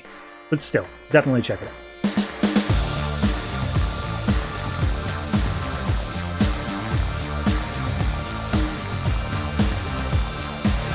Gotham by Midnight, number 5, written by Ray Fawkes, art by Ben Templesmith. So last issue, the Spectre came out to fight against this giant demon thing, and everyone's freaking out because the Spectre's in the middle of Gotham, and God knows Gotham ain't for innocent people. So we see everybody's freaking out, running around trying to figure out what to do, as the Spectre is having a giant kaiju fight in the middle of Gotham. And Corrigan's narrating all this, saying, like, I've never seen him this big before, but whenever he's normal-sized, like, nothing survives within 50 yards. If he's kaiju-sized, all of Gotham is doomed. And it's the thing where he's saying how whenever I'm in Spectre mode, it's Spectre's in the driver's seat. He's absolutely in control. But I am still around. It's not like I go completely unconscious. I hear what he says, and he understands everything as to what he does as well. It's not like he's just blind to his actions. So right now, he is fighting against this monster, but he's not fighting it in a sense of he's actively judging it and wiping it from the earth. He's deciding whether or not he agrees with it and whether or not Gotham City dies along with it. So we see Detective Drake bust in, and they find Corrigan with, like, electric stuff coming out of his eyes, and they're like, oh, what is this? What's going on? Is it controlling you? Is it whatever? And they start looking at him, but they then go over to Rook, who is also in the room, and his heartbeat is so slow to the point where the moment that they get over, it basically stops. So they have to defib him, and Dr. Tarr, I believe his name is like, oh, I'm a doctor, I can do this. And so they zap him. He has a Star of David necklace around his chest, and they don't take that off beforehand, so I'm pretty sure the implication is it singes into his skin. Meanwhile, the Spectre just starts unloading punches on this huge being. Its name is Echondrid, as we find out later. And Corrigan's basically saying, like, yeah, I can read the Spectre's mind to some extent, and, like, I know what it's thinking. He hates me. He thinks I'm weak. He thinks I'm pathetic, and he hates the fact that I'm, like, the channel that has to come through him. But he's translating the conversation between Spectre and Echondrid, and Spectre's like, you are unnatural, you are not meant to be here, and you will be destroyed. But Echondrid's like, whoa, buddy. I was what was here before Gotham. And Gotham is full of crime and all that, and I'm the one who summoned you here so that you could hear me out. And Corrigan's like, crap. Oh, geez. So we see Sister Justine and Lieutenant Weaver arrive at where Corrigan is as well, because Weaver's aware of the Spectre, and he's like, if this is going to happen, we need to take out Corrigan. He's got to go. So he aims his gun at Corrigan. He's ready to take the shot. Drake tries to jump in the way and stop it. And Weaver's like, no, you don't understand. I've got a responsibility.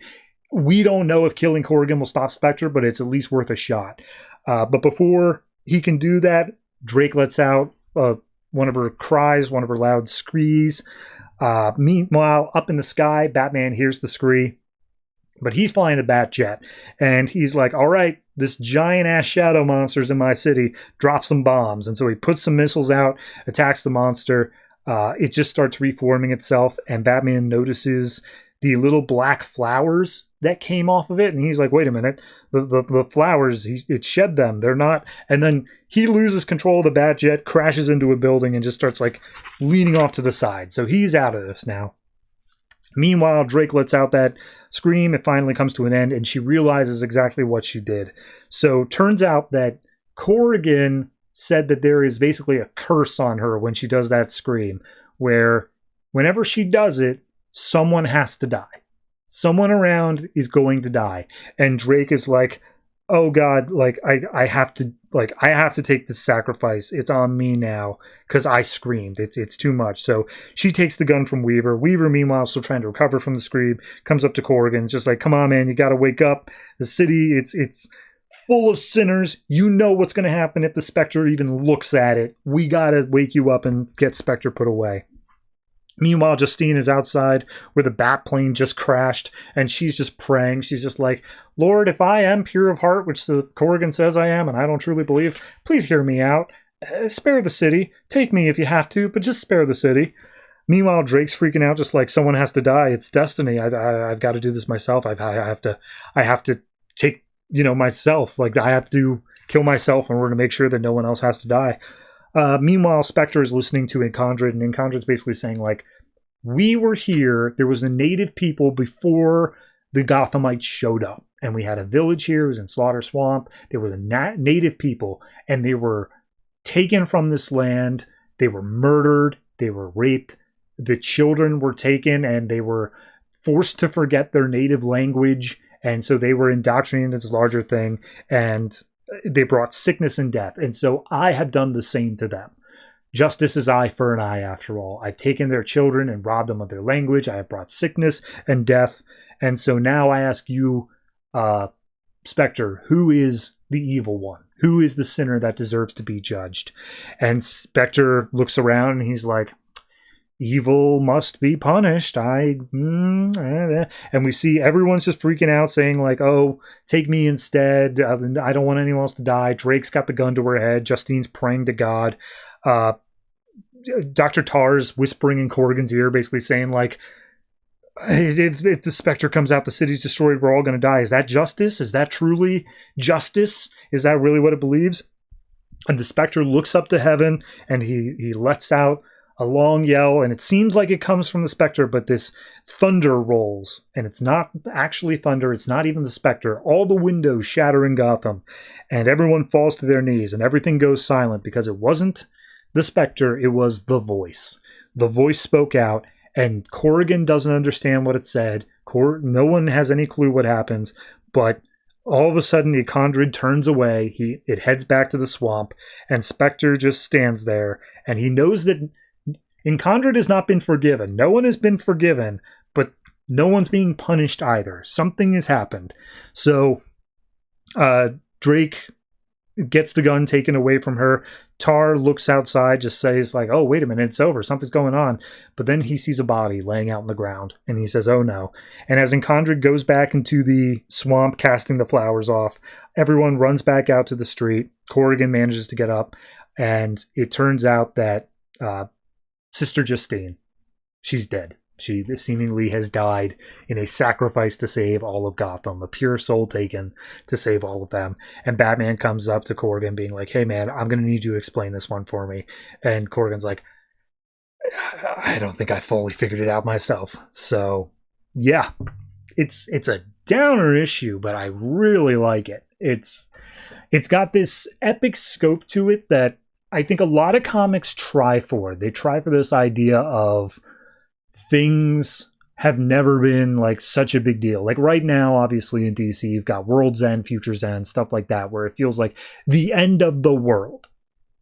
But this is one of the few comics where I actually feel like the stakes are just at the right level, where I know they're not going to purge all of Gotham of sinners, like clearly not, but you know that something else is going to go wrong. And I think that killing off Sister Justine here, despite being a character I barely have any attachment to, is still just enough right of stakes to make it like really punch hard. And the way that the characters react, like they are upset by this and they were all willing to make the sacrifice play themselves. So it hurts that someone so innocent had to go. And then obviously Drake might feel like she's on the ball for that as well. So yeah, no, it's a hell of an issue. I think I'm going to give this one an 8.5. It's just, even if I don't fully understand the stuff that's going on with the Demon and Spectre yet, I don't think I'm supposed to. So I'm curious to see how that all spins out, and I'm really enjoying this series.